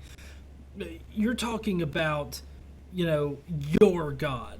Your Christian God, or your Islamic God, or your whatever the fuck kind of God. You can't pass it off as just generic God. They love to try to do that with the "in God we trust" on our money and everything like that, but it's an actual endorsement to a specific God. You can bend it any kind of way you want to, but the fact of the matter is, it's a very specific God, and that God's name is Yahweh. I always hear this idea of, like, people are asking us to check our religion at the door. And in a way, I would definitely say no. You're allowed to draw inspiration and motivation from wherever the hell you want to. That's fine. But in another context, yes, you should check your religion at the door. Because if you're using that as a reason, if you're using your religion as a justification outside of anything else to be able to get policies passed or be able to do whatever, give you special privileges and special authority because of your religion, then you're, like, that is terrible. You can't do that. I check all sorts of, like, opinions I have at the door when I go into a conversation about certain things. And I don't have, like, power over that many people. Like, I run a group around town, and, like, I have the choice to make I'm the representative of that group by leading it, and because of that, I have to check a lot of my opinions at the door, because I represent them, not just myself anymore. So, I can do it. Why can't our elected officials do it? I wasn't even elected.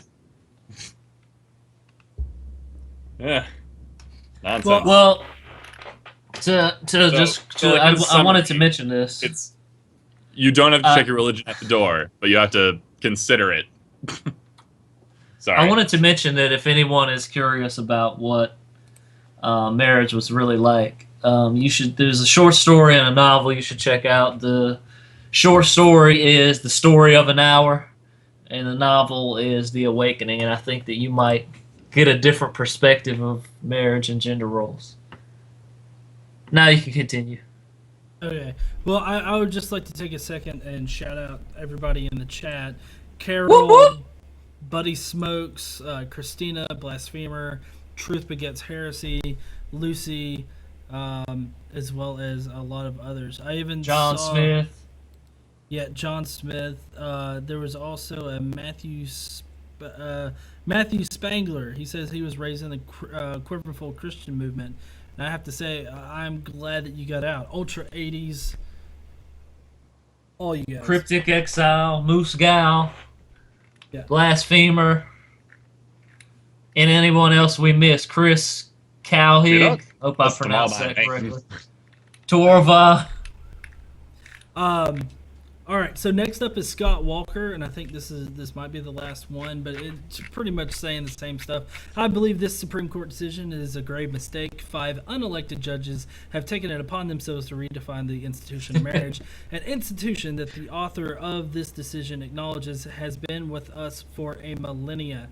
As a result of this decision, the only alternative left for the American people is to support an amendment to the U.S. Constitution to reaffirm the ability of the states to continue to define marriage. I don't see the point in that last bit. A constitutional amendment to affirm that states can have the ability to define marriage.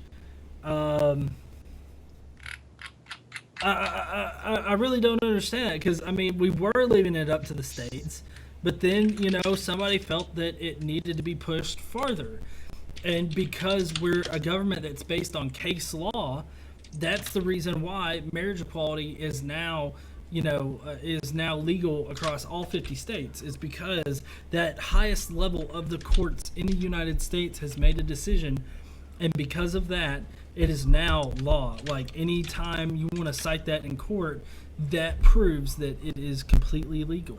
That's the reason why it's like this. And then, of course, there's the 5 unelected judges. The previous person mentioned something about that. And I want to say that the SCOTUS, the justices are appointed by presidents, right? Yes. Yeah, usually. I want to say so, because I don't think that we vote them into office necessarily, but these are appointed positions. I don't know why they are exactly focusing on this now.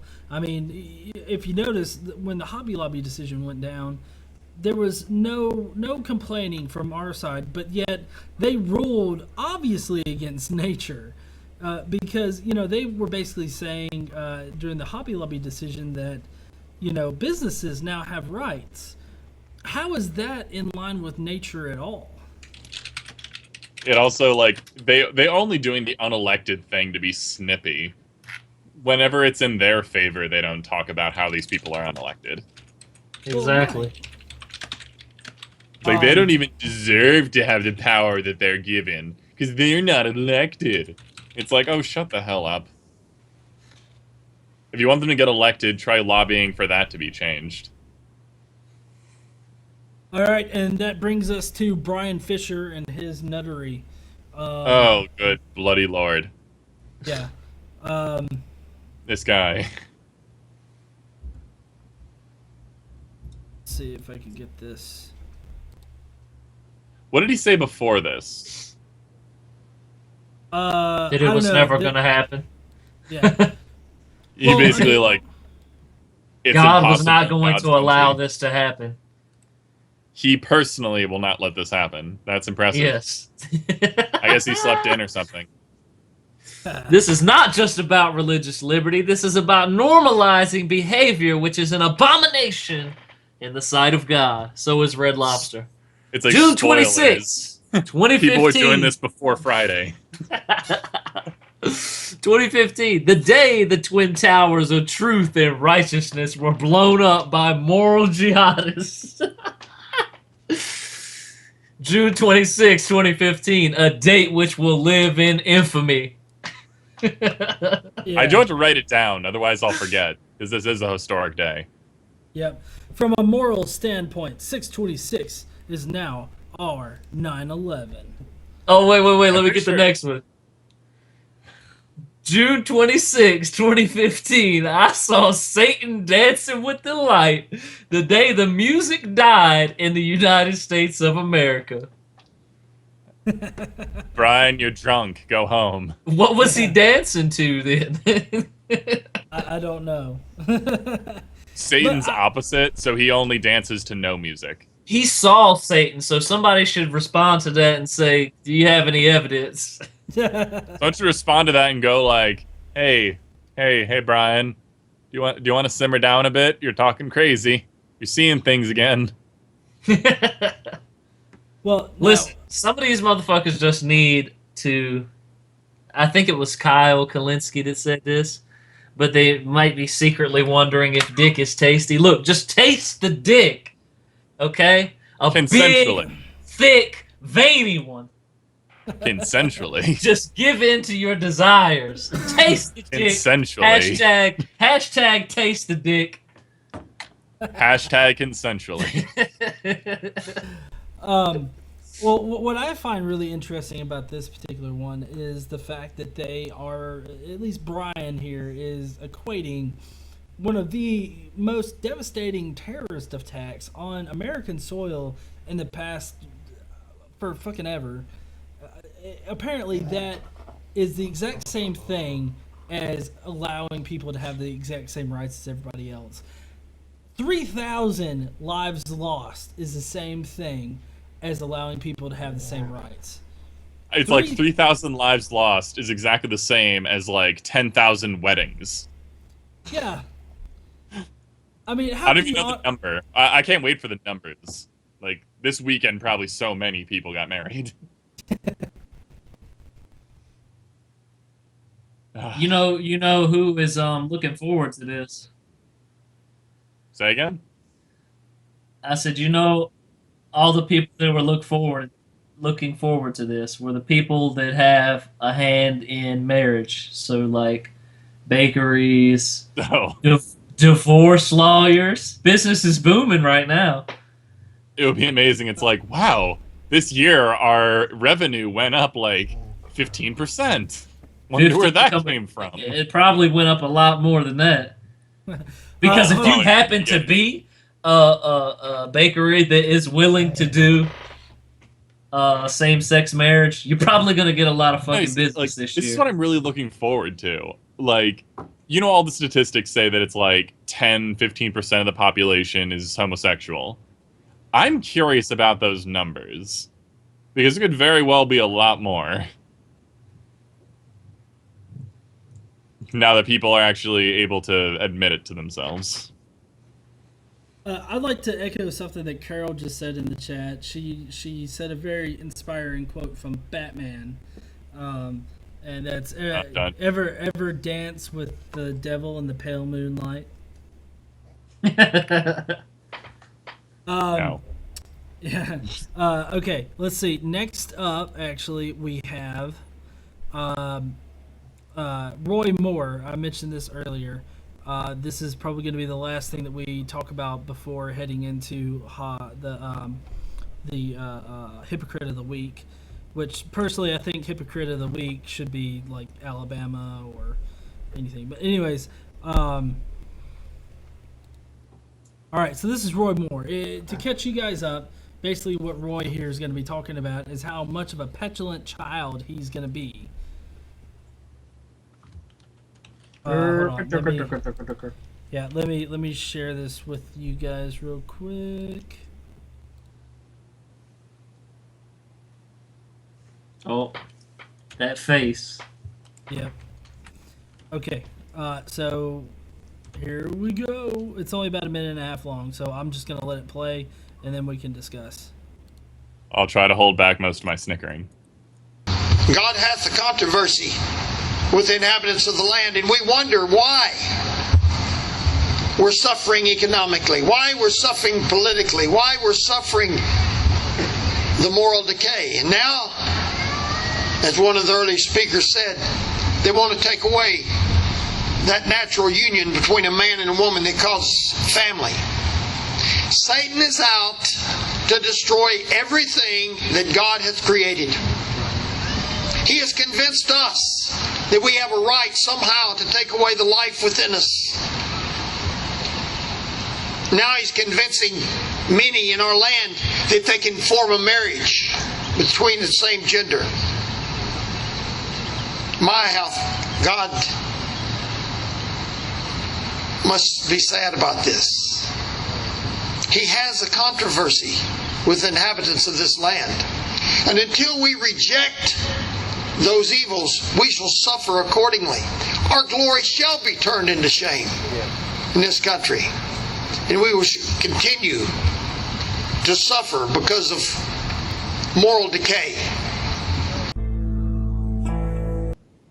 What a horse's ass.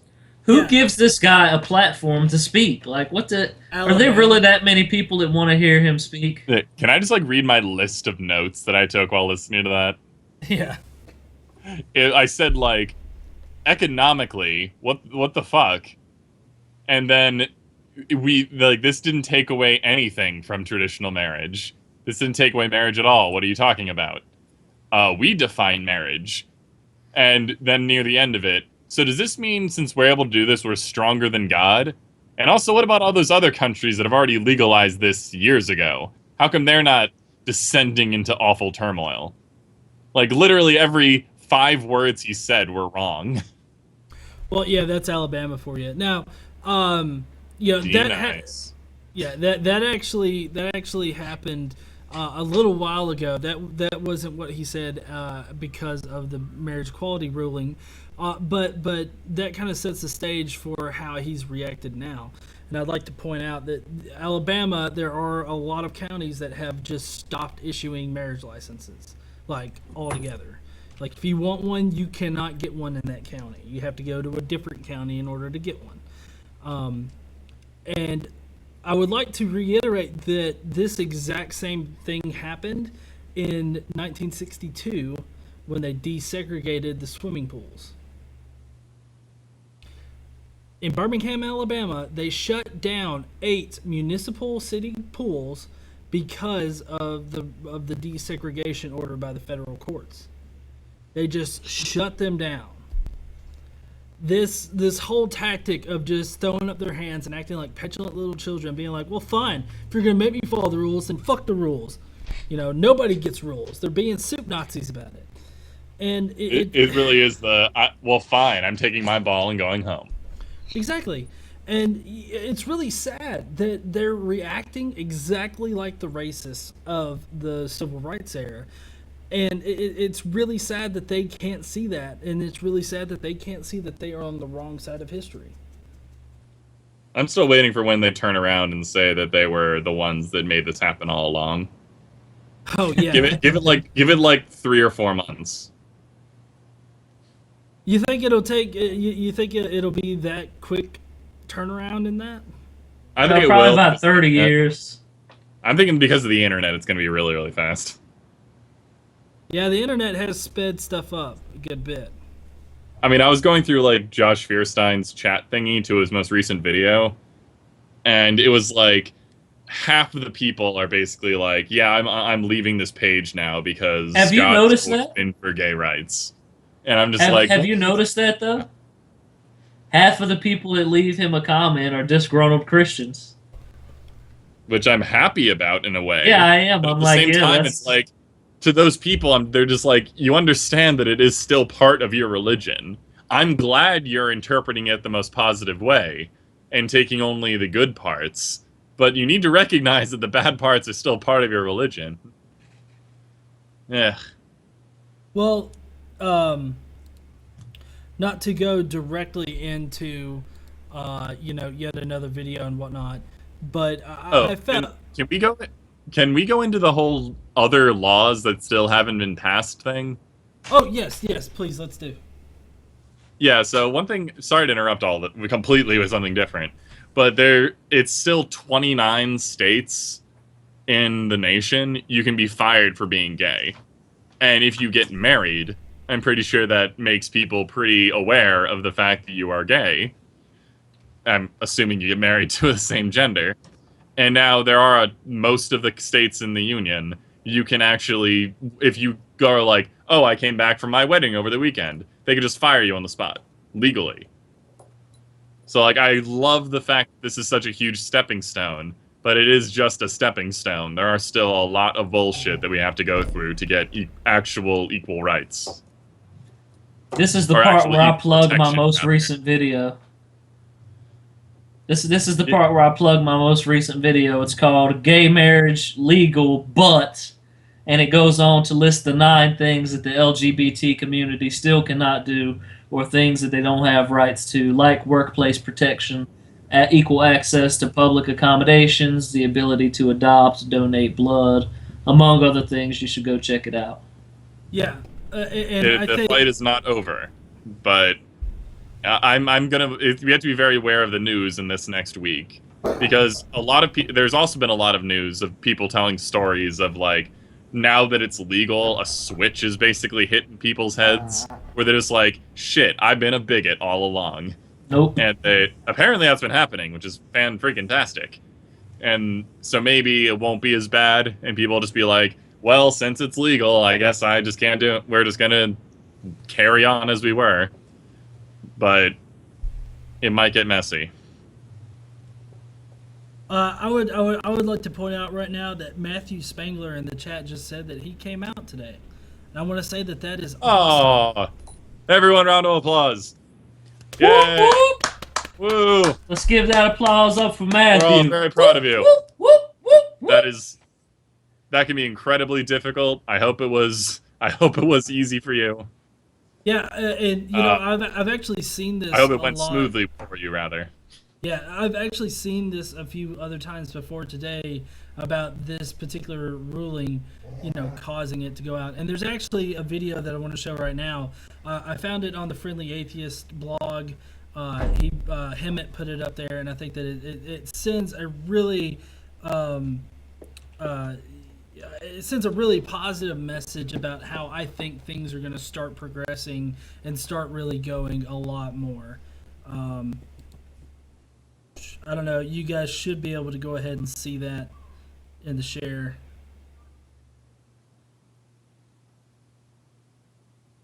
Is it you're gonna put it in the description? Yeah. Sweet. So I've decided to take part in an equality walk today, and after the Supreme Court's ruling yesterday, there was a lot of division, especially online, and a lot of people with some really strong opinions. And I'm getting to the point where I just think that voicing your opinion and yelling and ranting on Facebook is not doing anything, and I'm challenged more and more to take action. And in that action, my goal is to show love. I'm a Christian, and it doesn't even have to do with whether or not you agree with somebody or whether you approve of their lifestyle. Like, we are just to make sure that they know that they are loved, that God loves them, that they are valued. And I don't think there can be any controversy in that. It doesn't have to do with being right or wrong. It has to do with us being made in the image of God and us affirming that image in other people and saying, hey, like, you are loved, period. I don't have to agree with your behavior, whatever you think about that. Like, our angry, hateful, venomous comments dehumanize other people. Like, whether you believe you're so right or not, you're dehumanizing others. And even if you feel like you're defending the Bible or Jesus or whatever, you're breaking his heart. And you're breaking the hearts of Christians who want so badly to show love. So I'm here at an Equality March, and I'm asking forgiveness for my words in the past, and what I've done and what I've said.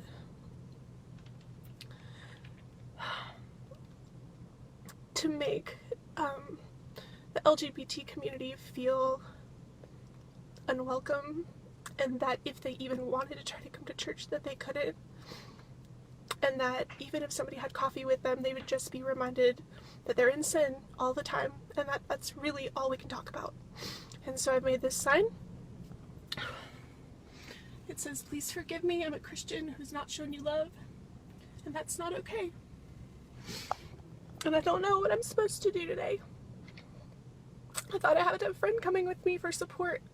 I would feel very vulnerable, and I don't know what responses I'm gonna get. But I feel like I'm supposed to go, and I feel like I'm supposed to hold this sign, and I feel like I'm supposed to listen.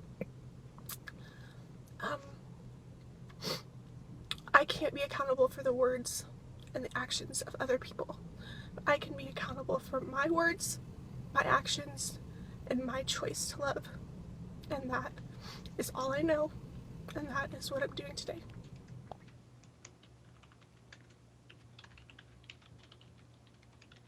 Okay, and my point in showing that is this, acceptance of it, like, because this girl was a Christian that spouted the whole, love the person and hate the sin or whatnot, and constantly be doing all that. At least that's the gist that I get from her. And, she's radically changed her opinion about it and is just trying to be supportive. And I really hope and I really think that is going to be the way that Christianity changes now, is into more of a accepting, kind of mentality, I guess. What do you guys think? I wouldn't hold my breath. I'm pretty disagree I should with say the, that. I mean, I actually disagree with her and agree with Dieter in this one rare case where he says that it's great that they're taking these progressive steps, but they're still upholding a text or a doctrine, dogma, an idea that these people are an abomination. Well, now, I know, I realize that, but I also realize the fact that with these kind of beliefs and this kind of indoctrination, I don't expect anybody to change overnight. I don't expect them to immediately give up their religious beliefs because of that. And I guess that I'm just more in full A lot of support people have. Well, no. I know that a lot of people over this have. particular issue, actually. No. I know, but I'm saying that I don't expect that out of everybody, and I think that even some of the smallest steps really needs to be acknowledged and appreciated. Like, I think that, with enough time, this person could come out of religion, but I guess I just think that, with making that very tiny step is kind of a big thing, at least in her perception, in her belief system, I believe in people too much to do that. And I'll explain. In the same way that I don't applaud the Pope for accepting evolution, because I'm just like, good job, you're, like, as smart as a high schooler, I guess. I don't give, like, a huge bunch of credit to people that act like decent people when they should be doing that anyway. I don't like treating religious people as if they're like special needs cases where they're like, oh, we finally got out of the darkness and now we understand that people are actually people. It's kind of like, you should have been doing that from the very beginning. So I don't feel exactly the same way. I really think that people should be treated firmly and just like, no, you aren't allowed to get away with this sort of thinking without being judged harshly for it. I understand that you're trying to be as accommodating and nice with your religious beliefs, but you are still holding on, as Aeolus said, to all of the horrible bigotry. You can't, and I think that's why in this case it's not going to work the same way as the other ones, because like, we have newspaper clippings and a bit of, like, speeches of when we were horrifically racist, like when racism was written into the law. Now we have millions of articles and videos and everything of being horrifically anti-gay and quoting the scripture and doing all of it. It's all saved and readily accessible. It's not going to be forgotten as easily as everything else was. So I don't think I don't think this is going to be relegated to the same pile as the things in the past were. When people say like, "Oh, Christianity is only about love. Christianity is accepting of gay people," everyone's just going to raise their head and be like, "Wait a second. I don't really know what you're talking about. I'm not buying what you're selling anymore. I'm going to become the wishy-washy, like Jeffersonian Christianity or just some kind of deism now, because I don't buy what you're selling anymore." That's where I see the religion going in the future. Well, I'm not saying that necessarily, Christians of this nature should be excused from their other beliefs. I don't want it to paint it like that. I'm just saying that while I know a lot of people, like, it's not that I don't think that she's any less capable of such a drastic change. I think that I don't think just like, a Christian can't push you into believing in Jesus again, right? So, I mean, I don't think that you can necessarily push a person out of religion. I think that showing, being supportive of this type of thinking, just the fact that her opinion changed on something despite her previous beliefs, that is what I'm trying to highlight here, and that is what I hope will happen to other Christians because either of marriage equality or some other thing. And I think that you could tell that she's very emotional in this video, and I guess I just feel like even though it's a small step, I acknowledge the fact that she changed her mind about something, and I fully support that. Now, I do too. Okay, in that context, sure. The thing but is, at the same though, time, it's kind of I see it as like celebrating someone's ability to like put pants on. Well, yeah, but I not to speak too condescendingly, but that kind of really is what it's like for some people to lose their faith like this. It's almost like they've got to relearn how to do things, And I don't think that we should be. It's like I don't think that we should expect a 5-year-old child to be able to do calculus, kind of thing, I believe. Dieter, here's the thing, Dieter. Dieter, here's the thing: is that everyone in this world is not the highest standard of a humanist that you can be, and so when people like this come forward, we do need to celebrate them.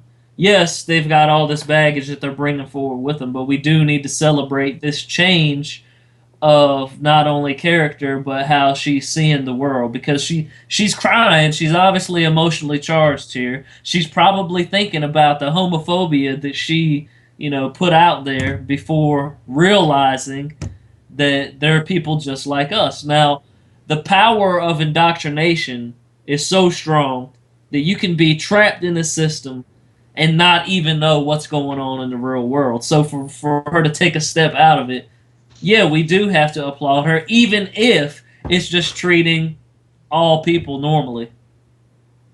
We still have to do it because there are a vast number of people that are not willing to do that. And the fact is, it's like 40% of the country claims to be evangelical, hardcore Bible thumpers. So we've got we're going to have a lot of that other, 30% of people who are probably going to change their mind on some things. We probably should support it. But I guess yes, there's a difference in my you're mind. coming with some baggage.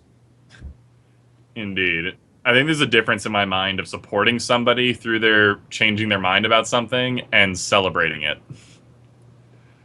Or, well, yeah, I guess...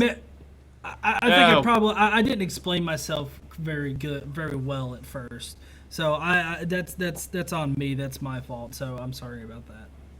No, and I think I'm having trouble with English at the moment because I can't really figure out exactly how I would feel. In a way, I would say I definitely encourage people to act in this way and to become slowly and more assuredly more critical about their ideas in that way, I would definitely be like, right on, good for you. But at the same time, it's just one of those like, I accept evolution now. Good job. Yeah. Well, no, I understand that, but I guess I'm coming at it from more of a what's the term? Positive reinforcement, of behavior. Yeah, I might be. I think I'm just being too critical of people in general. Well, I mean that's fine. That's fine. I mean, I'm not trying to make you, go back on that or anything at all. I'm just trying to argue my position on it accurately, I guess. I guess the important thing is like I was trying to like think about it in the context of like my like journey with depression, like personal accomplishment from the context of your own personal experience definitely is different. So I actually do recant what I said,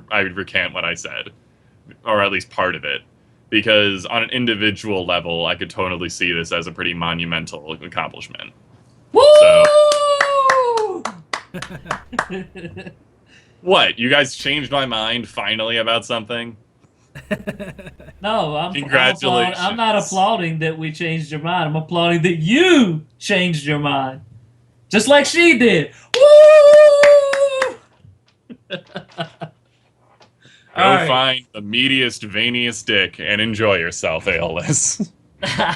Don't steal my quotes. Consensually. Don't steal my quotes. Can I make a meme out of that? Consensually. Okay, hold on. All right, G. What's next? Next is Hypocrite of the Week. So if you want to go ahead and make man, a little bit. Don't mute your speakers, Dieter. We're moving into my favorite segment of Reason. Oh, this one is gonna be a long one for you. Hypocrite of the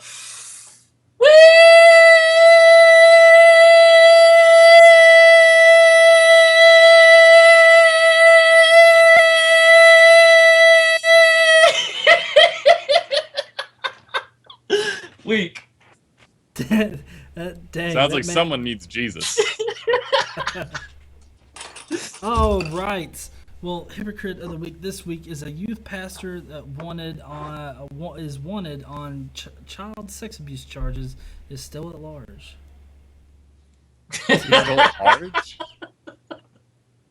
They're still at large, apparently. And Aeolus wins the award for the most inappropriate laughter. Yeah. God damn. Starts now. Good evening, I'm John Snell. And I'm Lee Zurich. A youth minister wanted on child sex abuse charges in New Orleans is on the run tonight. Now authorities in another parish are alerting parents. Kimberly Kurth has the latest in this Crime Tracker report. Take a close look at this man. This is Ryan Scott Rogers, a youth minister who New Orleans police say is wanted for the sexual battery of 2 teen boys. I personally believe that there are more victims with the way the perpetrator handled the victims and he groomed them for future molestations. The NOPD says Rogers was a youth minister at several local churches in Orleans, Jefferson, and Plaquemines parishes. They wouldn't tell us which churches, but they say each congregation was notified. Fox 8 has learned, though, that Rogers was employed as an interim youth minister at Belle Chase Baptist Church on Highway 23. According to the Plaquemines Parish Sheriff's Office, he only worked there for a week and was fired last month once the allegations surfaced. The sheriff is now alerting parish neighbors that Rogers is wanted on child sex abuse charges. We spoke with an advocate for abuse victims tonight who says she's very concerned that Rogers is still at large. Because of the possibility that he's going to continue with his behavior until, he's captured.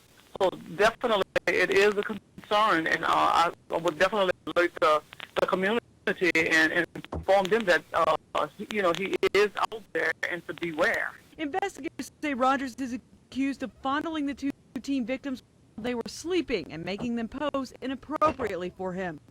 Those victims told detectives the abuse lasted for more than a year, and police believe Rogers sexually assaulted other victims during that time. According to the NOPD, most of the abuse happened at Rogers' New Orleans apartment on Broome Street.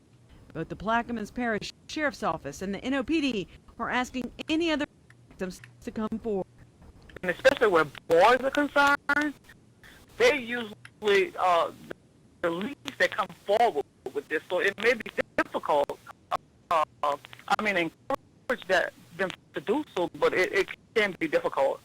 Once Rogers is caught, police say he will be charged with sexual battery and 7 counts of indecent behavior with juveniles. I think he's in New Orleans, and I will catch up to him. In a statement today, the Belle Chase Baptist pastor said, quote, upon learning of the allegations of molestation, our church immediately removed Mr. Rogers from his position and contacted local authorities. The pastor also added that they notified all parents about the allegations against Rogers. Lee.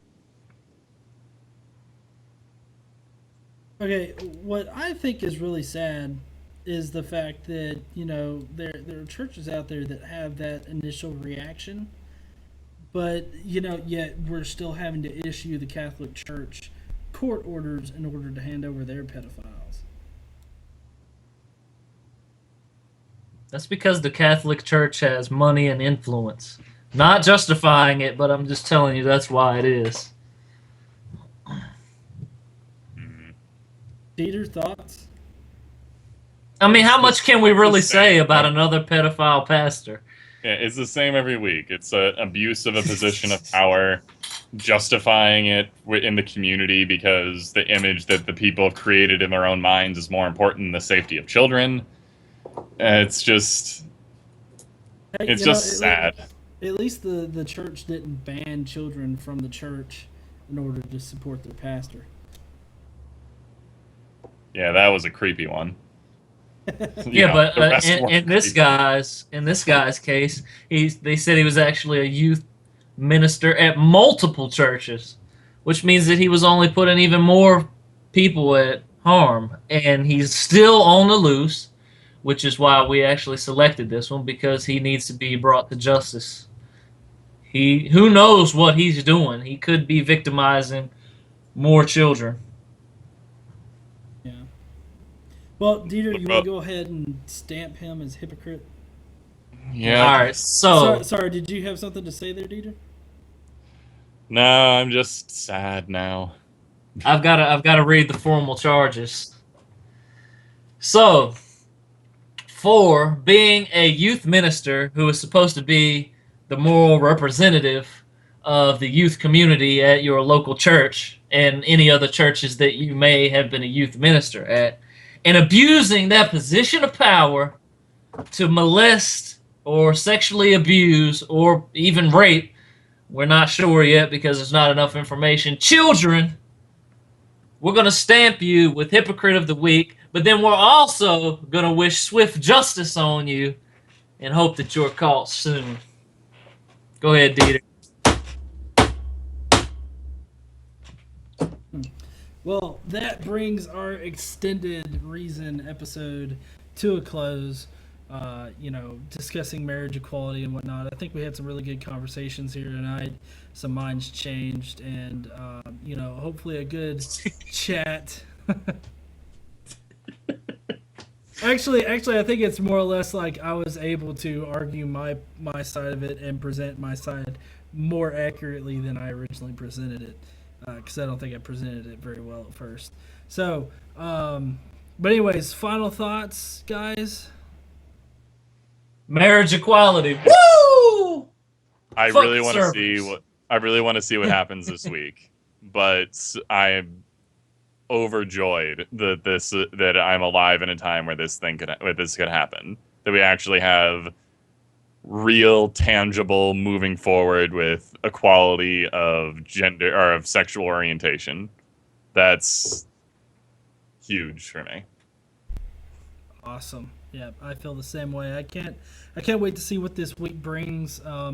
I'm not looking. I don't think that it's going to bring too much positive things. I think that the Christian communities are still going to be having their minds blown because other people have the same rights as they do, and for some reason that is just mind blowing to them. So that's my prediction for this next week. I'm really hoping it doesn't turn out that people take advantage of other laws and just be horrifying dicks to people. That's exactly what's going to happen. It might not. We will see. We'll see. But, as you mentioned earlier, and I mentioned in the video, the fight is not over. So, this is due the celebration that it deserves. I mean, we actually live in a time where our country has allowed same-sex marriage universally. And hopefully we can stop calling it that. Hopefully, one day we can just call it marriage. But right now we still have to differentiate. But I think that it's great to live in a time like this. And this actually gives me more hope that we may see other things change and we will move to being a more progressive species. Me too. All right. Everybody have a nice night, day, weekend, whenever you happen to be watching this. Don't forget to think skeptically and stay godless. Whatever the fuck Dieter says. And as A. Lewis would say, thanks for watching. Reason.